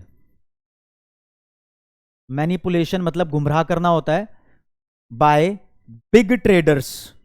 बड़े बड़े ट्रेडर जो होते हैं वो उल्लू बना देते हैं, पोपट बना देते हैं फार्मर्स का। भाई इस बात का ध्यान रख लेना, भूल ना जाना, ठीक है। Lack of adequate finance, finance का मतलब क्रेडिट है यहां पर, उनके पास इनफ पैसा नहीं है फार्मर्स के पास, तभी इन चिंताओं से परेशान है, वरना एक फार्मर के पास पैसा होता तो अपनी खुद की ट्रांसपोर्टेशन करता, अपने खुद के वेयर हाउस रखता, खुद बंदा अपॉइंट करता जो अल्टीमेट कंज्यूमर तक सामान बेच के आए, तो अच्छे पैसे खुद कमा लेता, नहीं है ना। फिर इनएडिक्वेट means of transport and communication, अब पैसा होता तो सब कुछ कर ही लेता, लेकिन फिर भी कुछ लोगों के पास अगर पैसा है भी तो रूरल एरिया के अंदर ट्रांसपोर्ट के सोर्सेस इनफ नहीं है। शहर से बंदे आते हैं, वो अपना ट्रांसपोर्ट का सोर्स लेकर आते हैं गांव में ट्रक वगैरह, और उसके अंदर अपना माल लोड करके ले जाते हैं, ठीक है। कम्युनिकेशन मतलब सिर्फ फोन की और इंटरनेट की बात नहीं हो रही, कम्युनिकेशन की मतलब एक कंज्यूमर तक कैसे पहुंचना है, वो कम्युनिकेशन का सोर्स गांव वालों के पास नहीं है। घर घर तक सामान कैसे पहुंचाना है, वो तो फिर होलसेलर के पास जाएगा, रिटेलर के पास जाएगा, ऐसे पूछता है तो है। लेकिन मैंने अपने इलाके के अंदर कुछ देखा है, ये चीज़ें धीरे धीरे इंप्रूव हो रही है, अगर सच बताऊं तो, बुक का मैटर नहीं है। और मेरे इलाके में ना यार, जहाँ मैं रहता हूँ वहाँ पर एक ट्रैक्टर होता है, ट्रैक्टर के पीछे ट्रॉली होती है, उस ट्रॉली के अंदर बहुत सारे प्याज रखे होते हैं, और फिर वो बोलते हैं हम सीधा गाँव से आए हैं और प्याज सस्ते में बेच रहे हैं। तो वो लोग एफर्ट कर रहे हैं, शायद वो इस बात को समझ रहे हैं, और ठीक ठाक पैसे वो भी कमा रहे हैं और बायर को भी सस्ते में मिल रहा है, यहाँ मिडल मैन अवॉइड हो रहा है। कुछ जगह मैंने देखा ऐसे ही जैगर ही बोलते, गुड़ भी ऐसे ही बेचा जा रहा है, कई जगह आलू लहसन ऐसे बेचे जा रहे हैं, तो खुद बेच रहे हैं फार्मर आके, तो जागरूक हो रहे हैं। कुछ सरकार ने भी काम किए हैं इनके लिए। सरकार ने क्या काम किए हैं एग्रीकल्चरल मार्केटिंग को इंप्रूव करने के लिए, इस चैप्टर का ये सबसे ज्यादा इंपॉर्टेंट क्वेश्चन है। तो अगला टॉपिक यही है, इसको बोलते हैं मेजर्स अडॉप्टेड या मेजर्स टेकन, एक ही बात है, by the government to improve marketing system या फिर to improve agricultural marketing system. इस सिस्टम को मतलब बायर से लेके कंज्यूमर तक सामान कैसे पहुंचेगा, इसके बीच में जो सर्विसेज होती हैं, इनको इंप्रूव करने के लिए सरकार ने क्या किया। सरकार ने भैया कुछ रेगुलेटेड मार्केट्स खोली हैं, ऐसी मार्केट जहां पर सरकार का कंट्रोल होगा, कोई भी गलत गतिविधि करेगा तो सरकार बीच में आके उसको सजा दे सकती है, फाइन लगा सकती है, बैन कर सकती है, कुछ भी कर सकती है। तो अब अनरेगुलेटेड मार्केट्स धीरे धीरे खत्म होने लगी हैं, सरकार ने हर जगह रेगुलेटेड मार्केट सेटअप किए हैं, और कुछ ऑल्टरनेटिव मार्केटिंग चैनल भी सरकार ने सेट किए हैं, जो कि इस चैप्टर के लास्ट में बताऊंगा। ऑल्टरनेट का मतलब ऑप्शन भी दिए हैं सरकार ने, कुछ हरियाणा, पंजाब में, पुणे में, तमिलनाडु में ऐसा कुछ किया है। तो वो चैप्टर की थीम है, मतलब मेन लास्ट में मैंने बताना ही है, इससे हटके बात करेंगे। फिर सरकार ने काफी हद तक इंफ्रास्ट्रक्चर डेवलप कर दिया है फार्मर्स के लिए। इंफ्रास्ट्रक्चर का मतलब फैसिलिटीज डेवलप की हैं। सरकार कह रही है कि हम आपको स्टोरेज हाउस देते हैं। इंफ्रास्ट्रक्चर डेवलपमेंट की अगर बात करें तो सरकार ने स्टोरेज हाउस खुद बनाए हैं, और फार्मर को बोलती है तुम अपना सामान यहां स्टोर कर सकते हो, फ्री में नहीं, लेकिन किराया लेती है सरकार भी। तो लंबे समय तक ठीक पड़ा रहता है ना। फायदा क्या होता है, एक फार्मर ने गेहूं बनाए, गेहूं की कटाई करी, स्टोरेज हाउस में डाल दिया, जमीन खाली हुई, वहां पर नई फसल उगा दी। और नहीं तो पहले क्या होता था, जब तक वो खेत में पड़ा हुआ है तब तक नई फसल नहीं उगती थी। अब स्टोरेज हाउस से फायदा हुआ। गवर्नमेंट ने गांव गांव तक इलेक्ट्रिसिटी पहुंचाई है। इलेक्ट्रिसिटी पहुंचाना यानी पावर सर्विसेज प्रोवाइड करना भी गवर्नमेंट की एक पहल है कि इंफ्रास्ट्रक्चर की डेवलपमेंट कर रही है। तो गवर्नमेंट बहुत अच्छा काम कर रही है फार्मर्स के लिए। साथ में गवर्नमेंट ने बोला है कि तुम कोऑपरेटिव एग्रीकल्चरल मार्केटिंग सोसाइटी बना लो। ये बहुत इंपॉर्टेंट है, सबसे ज्यादा इंपॉर्टेंट स्टेप मुझे यही लगा है, इसको ना भूल जाना आप। ये क्या होती है? अच्छा, कोऑपरेटिव क्रेडिट सोसाइटी अलग है। कोऑपरेटिव का मतलब होता है मिलकर काम करना। तो मिलकर कुछ लोग इकट्ठे हुए, उन्होंने पैसा उधार पे देने का काम चलाया, तो वो कोऑपरेटिव क्रेडिट सोसाइटी हो गई। लेकिन यहां पर कोऑपरेटिव एग्रीकल्चरल मार्केटिंग सोसाइटी है, ये चीज अलग है। सरकार कहती है बहुत सारे फार्मर्स तुम इकट्ठे होकर एक ग्रुप बना लो। जैसे कि मान लो ये फार्मर्स है ABCDE, 5 फार्मर हैं, इन्होंने मिलकर एक ग्रुप बनाया और सरकार ने इनको सलाह दी एक तरीके से, मान लो कि अकेला फार्मर अगर सीड्स, फर्टिलाइजर्स या पेस्टिसाइड और इंसेक्टिसाइड खरीदने जाएगा तो शायद उसको महंगे में मिल सकते हैं क्योंकि वो कम क्वांटिटी परचेज करता है। लेकिन अगर तुम सब मिलके, पांचों के पांचों बंदे या 50 बंदे या 500 बंदे या 5000 फार्मर इकट्ठे मिलके ग्रुप बना लो, तुम सब मिलके अगर किसी सीड्स या फर्टिलाइजर की दुकान से सामान खरीदोगे तो तुम वहां पर बार्गेनिंग कर सकते हो, उसको बोल सकते हो तू मुझे सस्ते में सामान दे, तो वो सस्ते में सामान आपको देगा। अगर उसने नहीं दिया तो बहुत सारे फार्मर्स उससे सामान नहीं खरीदेंगे। तो एक ग्रुप बनता है ना, इस ग्रुप के पास दोस्तों बार्गेनिंग पावर होती है। ये वर्ड ना भूल जाना। बार्गेन करने का मतलब होता है रेट कम करवाना। अच्छा, एक और वर्ड होता है इसके साथ साथ, नेगोशिएट करना, नेगोशिएट का मतलब रेट कम करवाना नहीं होता, नेगोशिएट करने का मतलब रेट ऊपर नीचे करवाना होता है। नेगोशिएशन की पावर दोनों पार्टी के पास हो सकती है, एक प्राइस को बढ़ा रहा होगा, एक प्राइस को कम करवा रहा होगा, देखते हैं किसकी चलती है, वो वर्ड अलग है, नेगोशिएशन मत लिखना। बार्गेनिंग का मतलब सिर्फ रेट कम करवाना होता है। तो बहुत सारे बंदे मिलकर सामान खरीद रहे होते हैं, तो बार्गेनिंग ऐसी बहुत सारी cooperative agricultural marketing society India में है। अगर आपको एग्जांपल दूं तो सबसे बड़ी नेशनल लेवल पर है नैफेड। नैफेड की फुल फॉर्म दोस्तों अगर आपको बताऊं तो पेन का कलर चेंज करके यहां से आपको एक चीज समझाता हूं। NA का मतलब है नेशनल एग्रीकल्चरल मार्केटिंग, NA का मतलब। FED का मतलब है फेडरेशन, फेडरेशन का मतलब होता है ग्रुप। तो नेशनल लेवल पे फार्मर्स जो इसके मेंबर हैं उनके लिए सस्ता सामान खरीद देती है। एक हरियाणा का एग्जांपल अच्छा बताता हूं, यह है HAFED, Haryana agricultural marketing federation. FED का मतलब फेडरेशन, फेडरेशन का मतलब फिर दोबारा तुम ग्रुप मान सकते हो। तो एक बहुत अच्छा पॉइंट है। फिर सरकार कह रही है कि हमने कुछ पॉलिसी बनाई हुई है, वो पॉलिसी एग्रीकल्चरल मार्केटिंग में हेल्प कर रही है। ये पॉलिसी अब जाननी जरूरी है कि कौन कौन सी पॉलिसी सरकार बना रही है या बना चुकी है। तो पहले नंबर की पॉलिसी अगर मैं यहां बात करूं तो गवर्नमेंट ने बोला है, नाम लिखने से पहले पहले नंबर बताता हूं, सरकार कहती है फार्मर्स को तुम्हें डरने की जरूरत नहीं है। यार फार्मर्स है ना थोड़े परेशानी वाले माहौल में तब आ जाते हैं जब उनका सामान बिकता नहीं है। जब बिकता नहीं है तो उनके पास कर्जा जो चढ़ा होता है वो उसको रीपे नहीं कर पाते। ऐसे में सुसाइड अटेम्प्ट भी देखे गए हैं काफी सारे रूरल एरिया के अंदर, फांसी लगाने की कोशिश करते हैं जो कि बहुत गलत है। तो सरकार काफी सारी फसल के लिए फार्मर्स को गारंटी दे देती है, अगर तुम्हारा सामान कोई नहीं खरीदेगा तो एक रेट हम तुम्हें दे रहे हैं, इस रेट पर हम तुमसे खरीद लेंगे। तो सरकार फार्मर को गारंटी देती है एक रेट की। जैसे कि मान लो फार्मर को, सरकार को लगता है कि 20 रुपए का 1 किलो गेहूं अगर सरकार फार्मर से खरीद लेगी तो फार्मर को नुकसान नहीं होगा, प्रॉफिट होगा।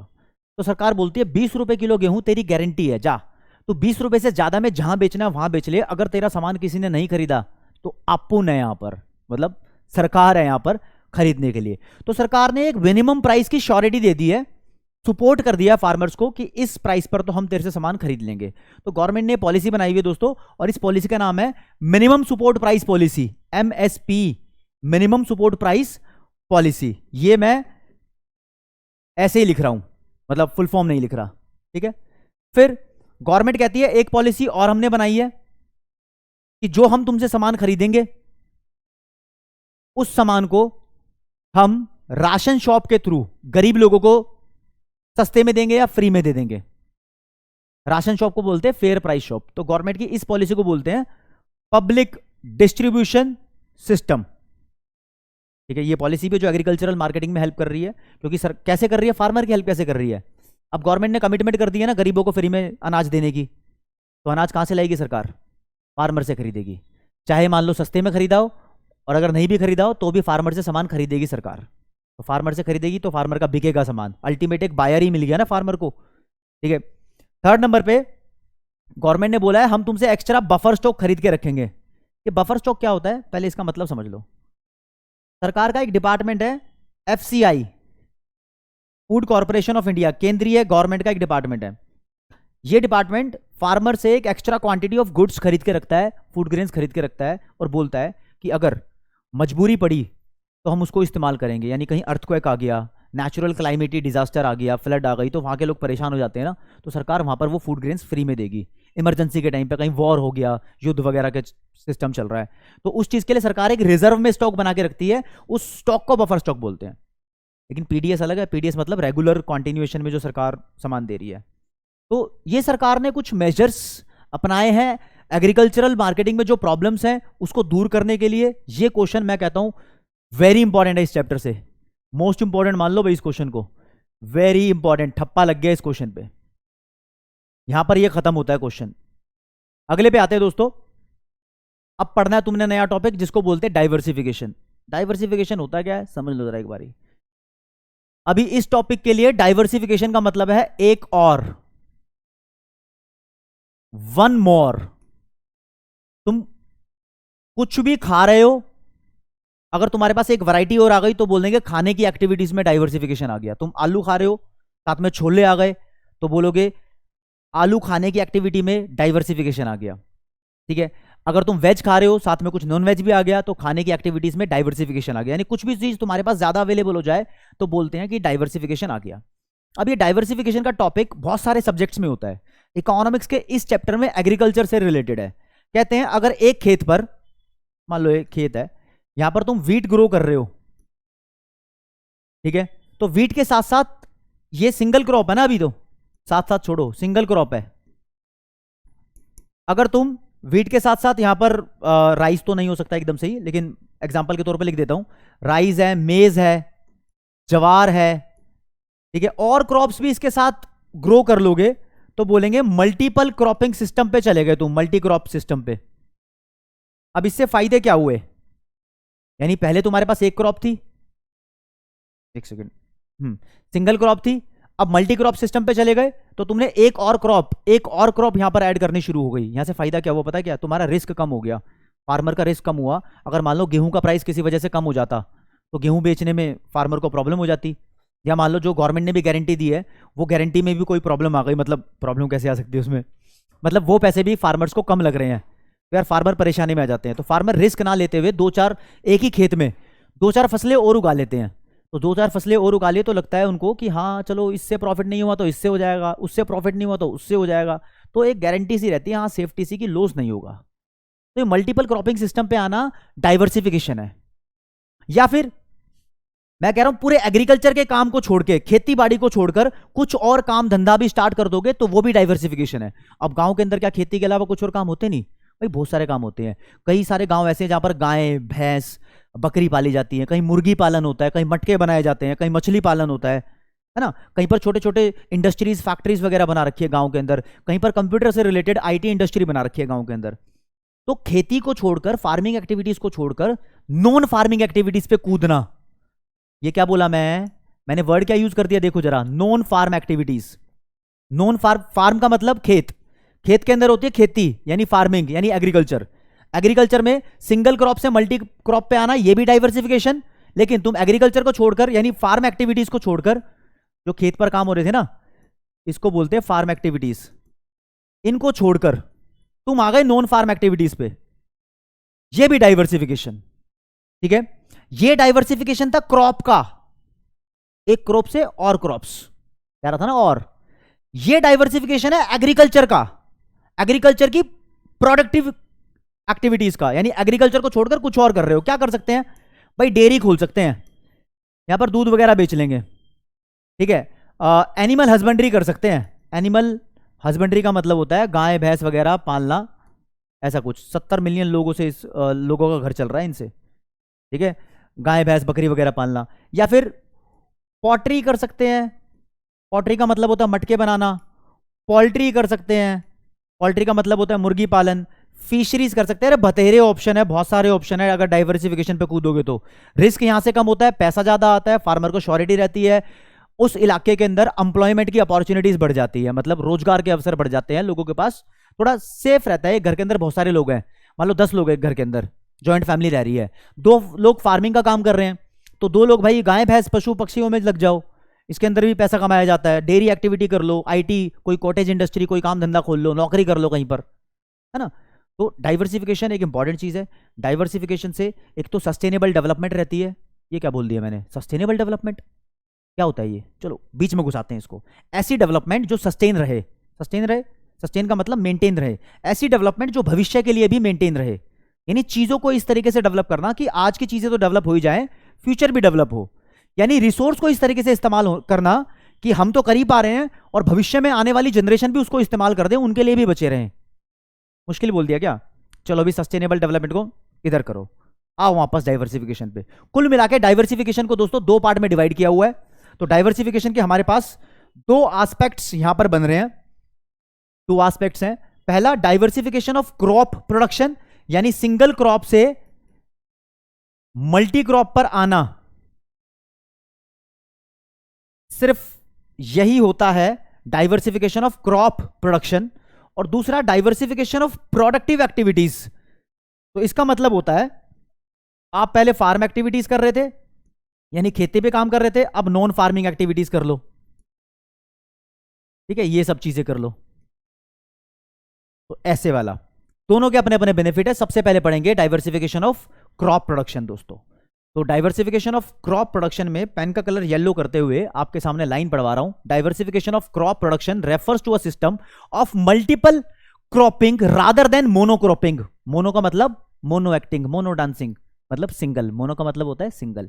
तो सिंगल क्रॉपिंग से मल्टीपल क्रॉपिंग पे जाना। इसके 3 मोटे मोटे एडवांटेज आपके सामने लिखे हैं जो कि एग्जाम में आएंगे तो आप लिखोगे जरूर, बहुत इंपॉर्टेंट बनता है। पहला कि फार्मर का रिस्क कम हो जाता है। It louvers the risk of farmers on account of failure of monsoon. Monsoon का मतलब रेनी सीजन, बारिश नहीं आई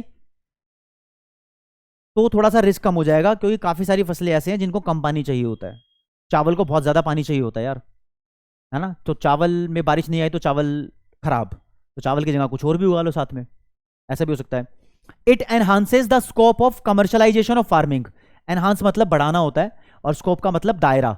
कमर्शलाइजेशन का मतलब आप मान लो कि बिजनेस की बात हो रही है, तो फार्मिंग जो भी तुम्हारा प्रोड्यूस है, फूड ग्रेन है, उसका स्कोप बढ़ जाता है बेचने का। तुम्हारे पास पहले एक चीज मिलती थी, अब 3-4 चीजें मिलती है, तो आपके पास बायर्स और ज्यादा हो सकते हैं, ठीक है। और दोस्तों minimise the market risk arising due to price fluctuation.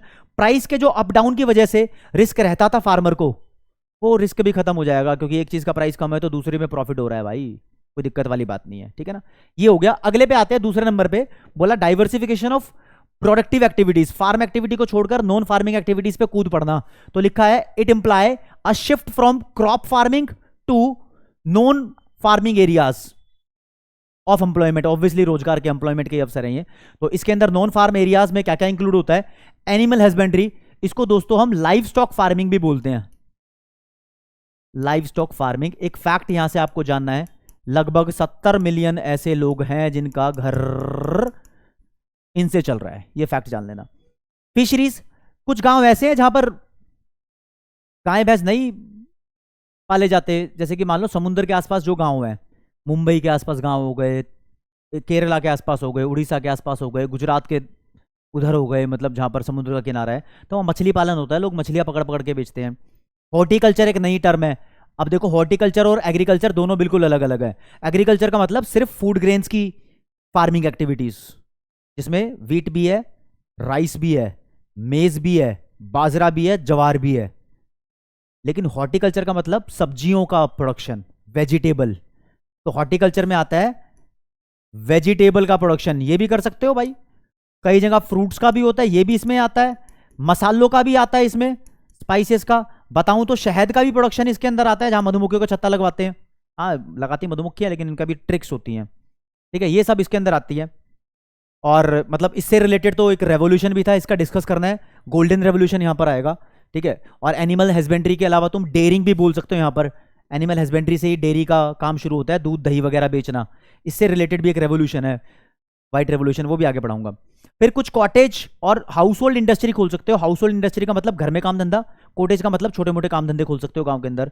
Information technology, every village a knowledge centre, ये एक सपना है इंडिया में, मतलब हर गांव को नॉलेज सेंटर बना दिया जाए, मतलब वहां पर भी आईटी का काम, इंटरनेट सर्विसेज ऐसी शुरू कर दी जाए ताकि लोगों को फायदा हो।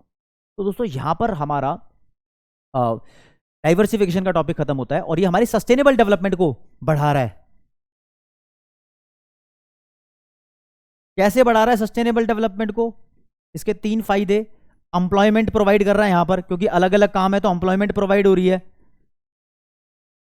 बेनिफिट है डाइवर्सिफिकेशन के, अर्निंग मोर, पैसा और ज्यादा कमाने में हेल्प कर रहा है ना। और पहले जो रिस्क था उसको मिनिमाइज कर रहा है। 3 फायदे इसके, ध्यान रख लेना, तीनों फायदे बड़े इंपॉर्टेंट है। अगले टॉपिक पे आते हैं दोस्तों, ऑर्गेनिक फार्मिंग का टॉपिक है। ये भी तहलका मचाने वाला इंपॉर्टेंट टॉपिक है। इस टॉपिक से वैसे चैप्टर एंड होता है, लेकिन ये टॉपिक करना मतलब कर लेंगे तो इसका मतलब ये नहीं कि हम चैप्टर एंड कर देंगे। बीच में बहुत छोटे छोटे छोटे छोटे चीजें थी जो मैं एंड में कराना पसंद करता हूं। तो पहले ऑर्गेनिक फार्मिंग दिखते हैं। देखो जो नॉर्मल फार्मिंग की बात कर रहा हूं ना, उसको कन्वेंशनल फार्मिंग बोल रहे हैं। फार्मिंग मतलब खेती, खेती में बीज बोते हैं, फिर उससे पौधा बनाते हैं, फूड ग्रेन उगाते हैं, है ना। तो उसमें खाद की जरूरत पड़ती है, उसको फर्टिलाइजर बोलते हैं। आजकल है ना केमिकल खादों का प्रयोग किया जा रहा है फार्मिंग में। तो जिस फार्मिंग के अंदर केमिकल खादों का प्रयोग ना किया जाए, ऑर्गेनिक मतलब विदाउट केमिकल, जैसे कि गाय का गोबर, भैंस का गोबर, ये ऑर्गेनिक खाद होती है भाई, इन चीजों का प्रयोग किया जाए तो वो देसी चीजें कहलाती है, बढ़िया चीजें कहलाती हैं। तो organic farming chemical less farming है। इको फ्रेंडली पार्किंग है, पार्किंग कह रहा हूं, फार्मिंग है।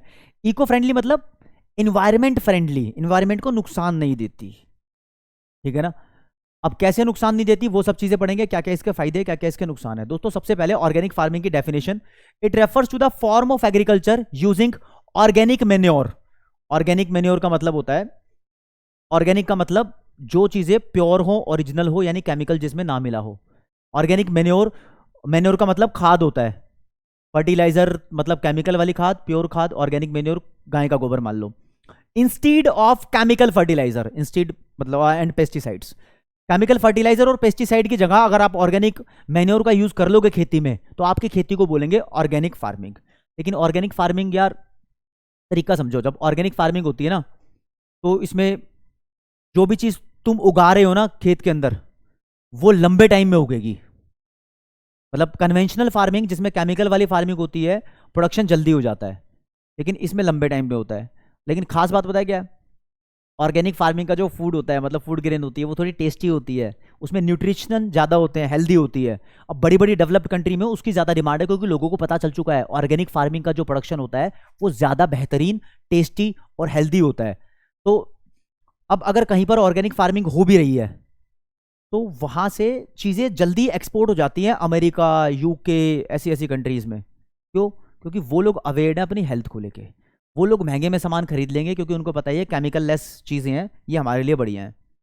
और एक और बात बताऊं आपको, एक टमाटर की बात करूं, अगर एक टमाटर कन्वेंशनल फार्मिंग से बना है तो वो कंपेरेटिवली ज़्यादा दिनों तक फ्रेश रहेगा, अच्छा रहेगा, सड़ेगा नहीं। ऑर्गेनिक फार्मिंग का प्रोडक्ट है ना, जल्दी खराब हो जाता है। जो चीज़ें जल्दी खराब होती है उसको पेरिशेबल प्रोडक्ट बोलते हैं दोस्तों। तो ये बात ध्यान रखेंगे, थोड़े से नुकसान भी है, थोड़े से फायदे भी हैं। हम पहले बेनिफिट्स देखेंगे, ऑर्गेनिक फार्मिंग के बेनिफिट्स लिख दिए हैं, बेनिफिट्स, और आपको बेनिफिट्स पढ़ाऊंगा, पेन का कलर चेंज करके हरे रंग पे आएंगे। पहला इकोनॉमिकल फार्मिंग है, यानी फर्टिलाइजर खरीदने में ज्यादा पैसे लगते हैं, ये थोड़ी सस्ती पड़ेगी, यहां पर इतने ज्यादा पैसे लगेंगे नहीं। और फिर मैंने बताया हेल्दियर और टेस्टियर फूड होगा, टेस्टी होता है, हेल्दी भी होता है, बॉडी भी अच्छा लगेगा, कोई इन्वायरमेंट को नुकसान नहीं करेगा, कोई पोल्यूशन वोल्यूशन नहीं करेगा, ठीक है, कोई हजार्डियस केमिकल इसके अंदर इन्वॉल्व नहीं है, पेस्टिसाइड फ्री है बिल्कुल ही। क्योंकि देखते हो जब खेतों के अंदर पेस्टिसाइड छिड़का जाता है ना, तो खेतों में हवा भी थोड़ी खराब होती है, हम सांस लेते हैं, अंदर भी थोड़ा नुकसान होता है उस चीज़ का, ठीक है। और इस चीज़ को एक्सपोर्ट करके थोड़ी इनकम भी ज़्यादा हो जाती है लोगों की, और इस काम में ज़्यादा लोगों को नौकरियां मिलती हैं। यानी कन्वेंशनल फार्मिंग कम बंदे कर सकते हैं, ऑर्गेनिक फार्मिंग में थोड़ा ज़्यादा लोगों की ज़रूरत है। लेकिन नुकसान भी तो ये है, नुकसान पता है, मेन नुकसान देखो क्या है, मेन नुकसान ये है कि मान लो ये एरिया है, 1 हेक्टेयर का एरिया है, यहां पर 50 किलो टमाटर तुम उगा रहे हो कन्वेंशनल फार्मिंग से, तो ऑर्गेनिक फार्मिंग से इस एरिया के अंदर 25 किलो टमाटर उगेंगे। मतलब लेसर यील्ड है इसकी, यील्ड का मतलब यहां पर एरिया, तो पर हेक्टेयर में कम प्रोडक्शन होता है इनका, ठीक है। तो इसका नुकसान देख लो, नुकसान लिखे organic farming suffers from the following limitations. तो पहली, organic farming offers lesser yield, lesser yield लिखने का मतलब यही था, ठीक है। देन कन्वेंशनल फार्मिंग, अगर कन्वेंशनल फार्मिंग से कंपेयर करें तो लिखा है therefore the productivity of the organic farming is lower than that of conventional farming. यानी जो भी कन्वेंशनल फार्मिंग की प्रोडक्टिविटी थी, ऑर्गेनिक फार्मिंग की प्रोडक्टिविटी उससे कम रहती है। और दूसरा, organic products are sooner perishable, sooner मतलब जल्दी, पेरिशेबल मतलब खराब हो जाते हैं, सड़ जाते हैं, बस ये नुकसान है यार। ऑर्गेनिक फार्मिंग का क्वेश्चन इंपॉर्टेंट है। हालांकि क्या लगता है आपको, ऑर्गेनिक फार्मिंग सस्टेनेबल डेवलपमेंट के लिए सही है, मतलब लंबे समय तक चल पाएगी? चल तो पाएगी, लेकिन ये एक चैलेंज है, अभी भी प्रॉब्लम है, प्रॉब्लम है अभी भी अपने रूरल कंट्री के लिए, रूरल इंडिया के लिए, रूरल डेवलपमेंट के लिए, ठीक है। तो मैंने बताया था डाइवर्सिफिकेशन भी और ऑर्गेनिक फार्मिंग भी शुरू में बताया था कि अभी की इशू हैं, ये होने चाहिए लेकिन हो नहीं रहे हैं। केमिकल का यूज़ ज़्यादा हो रहा है क्योंकि उससे प्रोडक्टिविटी ज़्यादा हो जाती है। सारी प्रॉब्लम जनसंख्या की है, जनसंख्या बहुत ज़्यादा बढ़ रही है भाई, ज़्यादा प्रोडक्शन चाहिए देश के अंदर, ठीक है। तो यहाँ मेजरली यार चैप्टर के मोटे मोटे टॉपिक्स खत्म हो जाते हैं। अब छोटे छोटे टॉपिक्स जो बीच बीच में से रह गए थे, जिनको डिस्कस करना बहुत ज़रूरी था, अब कनेक्ट भी कर लोगे आप, ठीक है। सबसे पहले पे गोल्डन रेवोल्यूशन नाम की आपको चीज़ बताऊंगा।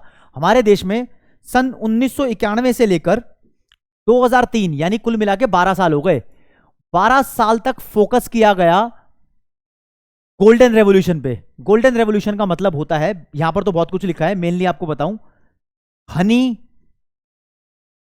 और फ्रूट्स का प्रोडक्शन बढ़ाना। हनी गोल्डन रंग का होता है ना, इस वजह से गोल्डन रेवोल्यूशन इसका नाम भी पड़ा है। अब हॉर्टिकल्चर के ऊपर फेमस था मेनली, तो हॉर्टिकल्चर एक्टिविटीज से रिलेटेड डाइवर्सिफिकेशन में कराई थी ना। तो हॉर्टिकल्चर के अंदर तो सब कुछ आता है यार।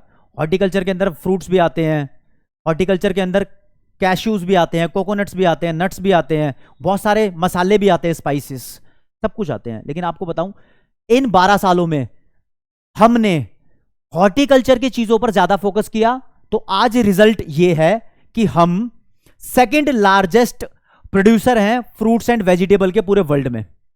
पूरे वर्ल्ड में दूसरे नंबर पे आते हैं। पहले नंबर पे कौन आता है कमेंट सेक्शन में बताओ, चाहे गूगल करो चाहे जैसे मर्जी करो। गोल्डन रेवोल्यूशन होता है क्या, आप ये बताओ। गोल्डन रेवोल्यूशन का मतलब हॉर्टिकल्चरल प्रोडक्ट्स पे फोकस करना, इनके प्रोडक्शन पे फोकस करना, specially honey and fruits, that's it. अब ये जितनी भी लाइन लिखी है आपके काम की नहीं है, आपके काम की चीज है सिर्फ एक टाइम पीरियड याद रखना है, और किस चीज का इंडिया सेकंड लार्जेस्ट प्रोड्यूसर हो गया, और किस चीज पे रिलेटेड थी, हॉर्टिकल्चर। हॉर्टिकल्चर के अंदर क्या होता है वो आइटम एक दो ध्यान रख लेना बस, और कुछ नहीं है, ठीक है। अगला आपके लिए ऑपरेशन फ्लड। दोस्तों ऑपरेशन फ्लड का पहले आपको दूसरा नाम बता दूं तो आपको अच्छा लगेगा, व्हाइट रेवोल्यूशन। अब भाई हमारे देश में व्हाइट रेवोल्यूशन शुरू किया, जैसे ग्रीन रेवोल्यूशन होता है फूड ग्रेन्स के प्रोडक्शन से रिलेटेड, गोल्डन रेवोल्यूशन हुआ हॉर्टिकल्चर में जो आइटम्स आते हैं उनके प्रोडक्शन से रिलेटेड। व्हाइट रेवोल्यूशन, तो व्हाइट क्या दिखता है, व्हाइट दिखता है दूध, मिल्क। तो मिल्क के प्रोडक्शन से रिलेटेड बोल रहा हूं, लेकिन जेन्युइनली ये मिल्क और मिल्क से रिलेटेड जो चीजें बनती है, डेयरी प्रोडक्ट्स, तो डेयरी प्रोडक्ट्स से रिलेटेड प्रोडक्शन बढ़वाने के लिए हमारे देश में रेवोल्यूशन स्टार्ट किया गया। उस रेवोल्यूशन को व्हाइट रेवोल्यूशन बोलते हैं, और इसका नाम ऑपरेशन फ्लड भी है। फ्लड इसलिए कि फ्लड लेके आ जाओ दूध से रिलेटेड प्रोडक्ट की, मतलब इतना ज्यादा प्रोडक्शन कर दो। और 1970 में बेसिकली ये शुरू किया गया। शुरू करने के लिए हमारे देश में नेशनल डेयरी डेवलपमेंट बोर्ड बनाया गया था, एनडीडीबी इसका नाम ध्यान रख लेना, और इस बोर्ड के चेयरमैन थे डॉक्टर वर्गीस कुरेन। 1970 में यह शुरू किया गया। बेसिकली आंदोलन की शुरुआत है, काफी सारी बुक में तुम बोलोगे 1966 में लिखा है, वो गलत है भाई। यह आंदोलन 1970 में ही शुरू हुआ था, ठीक है। 1985 तक हमने दबा के मिल्क यानी डेयरी प्रोडक्ट्स पे फोकस किया, ठीक है। और हम पहले तो अपने देश में कमी पा रहे थे डेयरी प्रोडक्ट की, फिर हमने एक्सपोर्ट करना भी शुरू किया। तो अचीवमेंट थी, हमने कोई भी यार रेवोल्यूशन शुरू किया है उसमें अचीवमेंट ही पाई है, चाहे ग्रीन रेवोल्यूशन था, चाहे गोल्डन रेवोल्यूशन था, चाहे ये ऑपरेशन फ्लड यानी व्हाइट रेवोल्यूशन है। ये तीन तो तुम्हारे इकोनॉमिक्स में है। वैसे रेवोल्यूशन तो बहुत सारे हैं इंडिया में, पिंक रेवोल्यूशन भी है, गोल्डन रेवोल्यूशन तो पढ़ ही लिया, येलो रेवोल्यूशन भी है, ब्लू रेवोल्यूशन भी है, बहुत सारे रेवोल्यूशन है। खैर वो अलग अलग चीज़ों से रिलेटेड है, आपके कोर्स में ये चीज़ थी। नेक्स्ट छोटा सा टॉपिक बता रहा हूँ, माइक्रो क्रेडिट प्रोग्राम्स आपसे पूछ लेगा क्या होता है। तो यार आपको मैंने बताया सेल्फ हेल्प ग्रुप एक दूसरे को लोन प्रोवाइड करते हैं कम से कम रेट ऑफ इंटरेस्ट पे। तो जो वो लोन प्रोवाइड करने का प्रावधान बनाए हुए हैं वो छोटा छोटा अमाउंट ऑफ लोन होता है, माइक्रो का मतलब छोटा ही होता है। जो प्रोग्राम है उसको ही बोलते हैं माइक्रो क्रेडिट प्रोग्राम। तो माइक्रो क्रेडिट प्रोग्राम मतलब सेल्फ हेल्प ग्रुप के द्वारा लोन देने का जो प्रोग्राम बनाया गया है, ठीक है ना। तो बोलेंगे प्रोविजन। प्रोविजन का मतलब आप बोल सकते हो सिस्टम या रूल या कानून। Provision of credit by self help groups is called micro credit. इतना बोल लो या बोल लो माइक्रो क्रेडिट प्रोग्राम्स।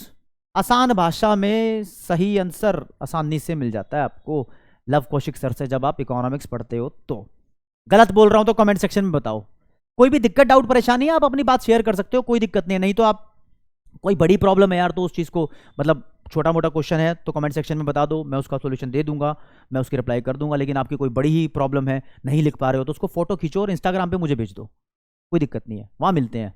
ओके दोस्तों, फिर नाबार्ड की बात करी थी, इंस्टीट्यूशनल सोर्स ऑफ क्रेडिट है। ये जितने भी गांव वाले विलेज वाले इलाके के अंदर लोन प्रोवाइड करने के लिए इंस्टीट्यूट बने हुए हैं, चाहे वो कमर्शियल बैंक हो, रीजनल रूरल बैंक हो, या वो बात करें लैंड डेवलपमेंट बैंक हो, तो उन सभी को कंट्रोल करने की सबसे बड़ी एपेक्स अथॉरिटी नाबार्ड है।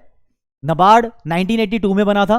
तो इसकी स्टैब्लिशमेंट की डेट याद रख लेना यार, 1982 बड़ी इंपॉर्टेंट डेट है, आपको यहां बताऊं। और ये क्या करता है, पहला इसका काम फंक्शंस देखने हैं।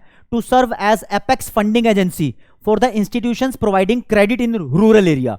जो इंस्टीट्यूशन गांव के अंदर क्रेडिट प्रोवाइड कर रही है तो उन इंस्टीट्यूट को फंडिंग नाबार्ड करता है, पहला काम।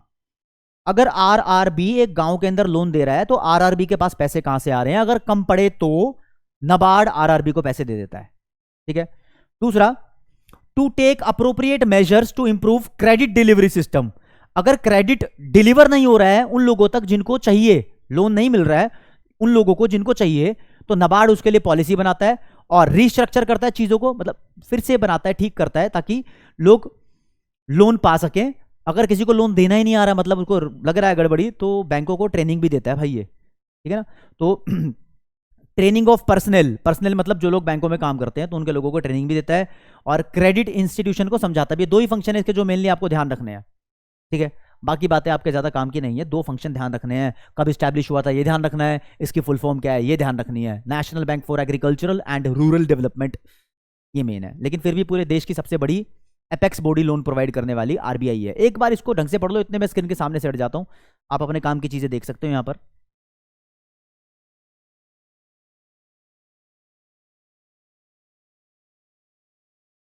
ठीक है दोस्तों, फिर आगे बढ़ते हैं।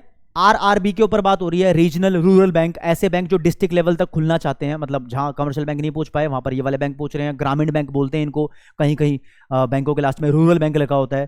तो सबसे बड़ा फेमस अगर बताऊं तो बांग्लादेश में है, ग्रामीण बैंक की नाम है वो। रीजनल रूरल बैंक वर्ल्ड का बहुत बड़ा एग्जांपल है यार। ठीक है। ये भी इंस्टीट्यूशनल सोर्स ऑफ क्रेडिट है, पहली लाइन। ये 1975 में इंडिया में खुलने शुरू हुए थे। ठीक है। और ये वहां खोले जाते हैं where there are no banking facilities, जहां पर बेसिकली दो बैंकिंग फैसिलिटीज ज्यादा अवेलेबल नहीं होती है। और बताता हूं आपको छोटा मोटा, कि बैंक से रिलेटेड बता रहा हूं यार, इससे रिलेटेड नहीं, अब नॉर्मल कमर्शियल बैंक से रिलेटेड बता रहा हूं। ये फैक्ट जानना जरूरी है आपको कि 1969 में इंडिया में कमर्शलाइजेशन ऑफ बैंक होना शुरू, नेशनलाइजेशन ऑफ कमर्शियल बैंक होना शुरू हुआ था। ये लाइन लिख दी, ये बड़ा इंपॉर्टेंट फैक्ट है। अब इसको एक्सप्लेन करता हूं। नेशनलाइजेशन ऑफ कॉमर्शियल बैंक, करीब 14 बैंकों को यहां पर हमारे देश में नेशनलाइज कर दिया था। नेशनलाइज का मतलब होता है सरकारी बनाना। जो कोई बैंक प्राइवेट भी है तो सरकार उसको राष्ट्रीयकरण कर देती है, मतलब सरकार अपने कब्जे में ले लेती है, जो उसका बनता है उसको दे दो, कोई दिक्कत नहीं है। लगता है कि बैंकिंग सिस्टम बहुत क्रूशियल है देश की डेवलपमेंट के लिए, तो सरकार चाहती है कि बैंकिंग सिस्टम सारा सरकार ही चलाए। तो सरकार ने सारे बैंकों को सरकारी कर दिया। वैसे एक बात था, 1991 में फिर दोबारा प्राइवेट करने का मौका दे दिया था। तो एचडीएफसी और आईसीआईसीआई जैसे प्राइवेट बैंक 1991 के बाद ही हमारे देश में आए हैं। उससे पहले यही सिस्टम था। 14 बैंक करीब यहां पर किए सरकारी, फिर 1980 के आसपास 6 बैंक और कर दिए थे, तो टोटल 20 बैंक यहां पर सरकारी कर दिए थे। तो आरआरबी के बारे में कुछ पॉइंट जानने जरूरी थे। 3 नंबर तक के 3 पॉइंट बन सकते थे, तो वो लिख दिया आपके सामने। अब आते हैं तनवा। तनवा जैसा नाम दिख रहा है तमिलनाडु से रिलेटेड है, तमिलनाडु वुमेन इन एग्रीकल्चर। एक तनवा ग्रुप है, 1980 के लेट में, 1980s के लेट में, यानी लगभग 1990 के आसपास, 1988 89 की बात हो रही है, तब ये ग्रुप बनाया गया था तमिलनाडु के अंदर। ये एक सेल्फ हेल्प ग्रुप की तरह है। यहां पर बहुत सारी औरतें इकट्ठे होती है और वो एक दूसरे को, मतलब जो एक्सपर्ट औरत होती है वो सबको ट्रेनिंग देती है एग्रीकल्चरल एक्टिविटी से रिलेटेड। अगर किसी को एग्रीकल्चर एक्टिविटी नहीं आती तो वो करना सिखाती है, सिंपल सी बात। तो दोस्तों ये बड़ी इंपॉर्टेंट चीजें हैं जो जाननी जरूरी है। ठीक है। इससे आपके नोट्स भी प्रिपेयर होते हैं। ठीक है। अब आगे एक वर्ड आपके सामने डिस्ट्रेस सेल आएगा। ये मैंने पहले बता दिया था आपको, जब एक फार्मर को मजबूरी में आकर, मजबूरी को बोलते हैं कंपेल होना, अपना प्रोड्यूस बेचना पड़ जाता है बहुत कम रेट पर, तो बोलते हैं उन्हें स्ट्रेस में आके सामान बेचा है, तो इट इज डिस्ट्रेस फार्मिंग। क्या लिखा है?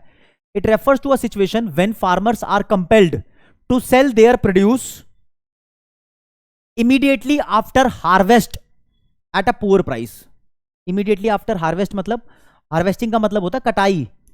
कटाई करते ही सामान बेच देते हैं जब फार्मर्स, मजबूरी में आके बहुत कम प्राइस पे।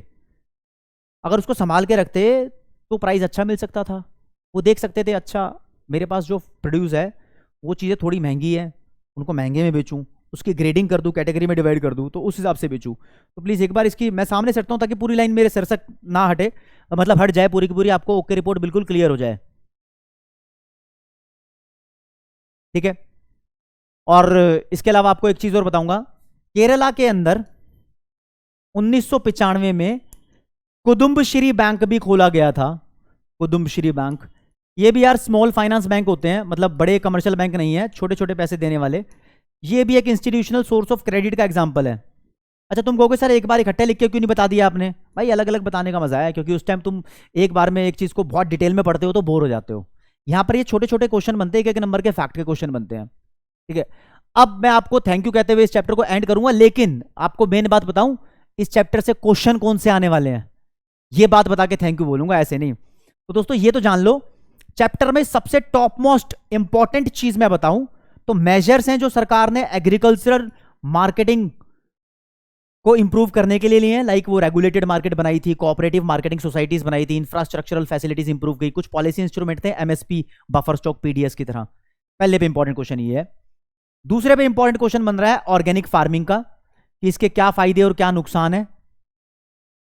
ठीक है, तीसरे पे क्वेश्चन बनता है यहां से डाइवर्सिफिकेशन का। डाइवर्सिफिकेशन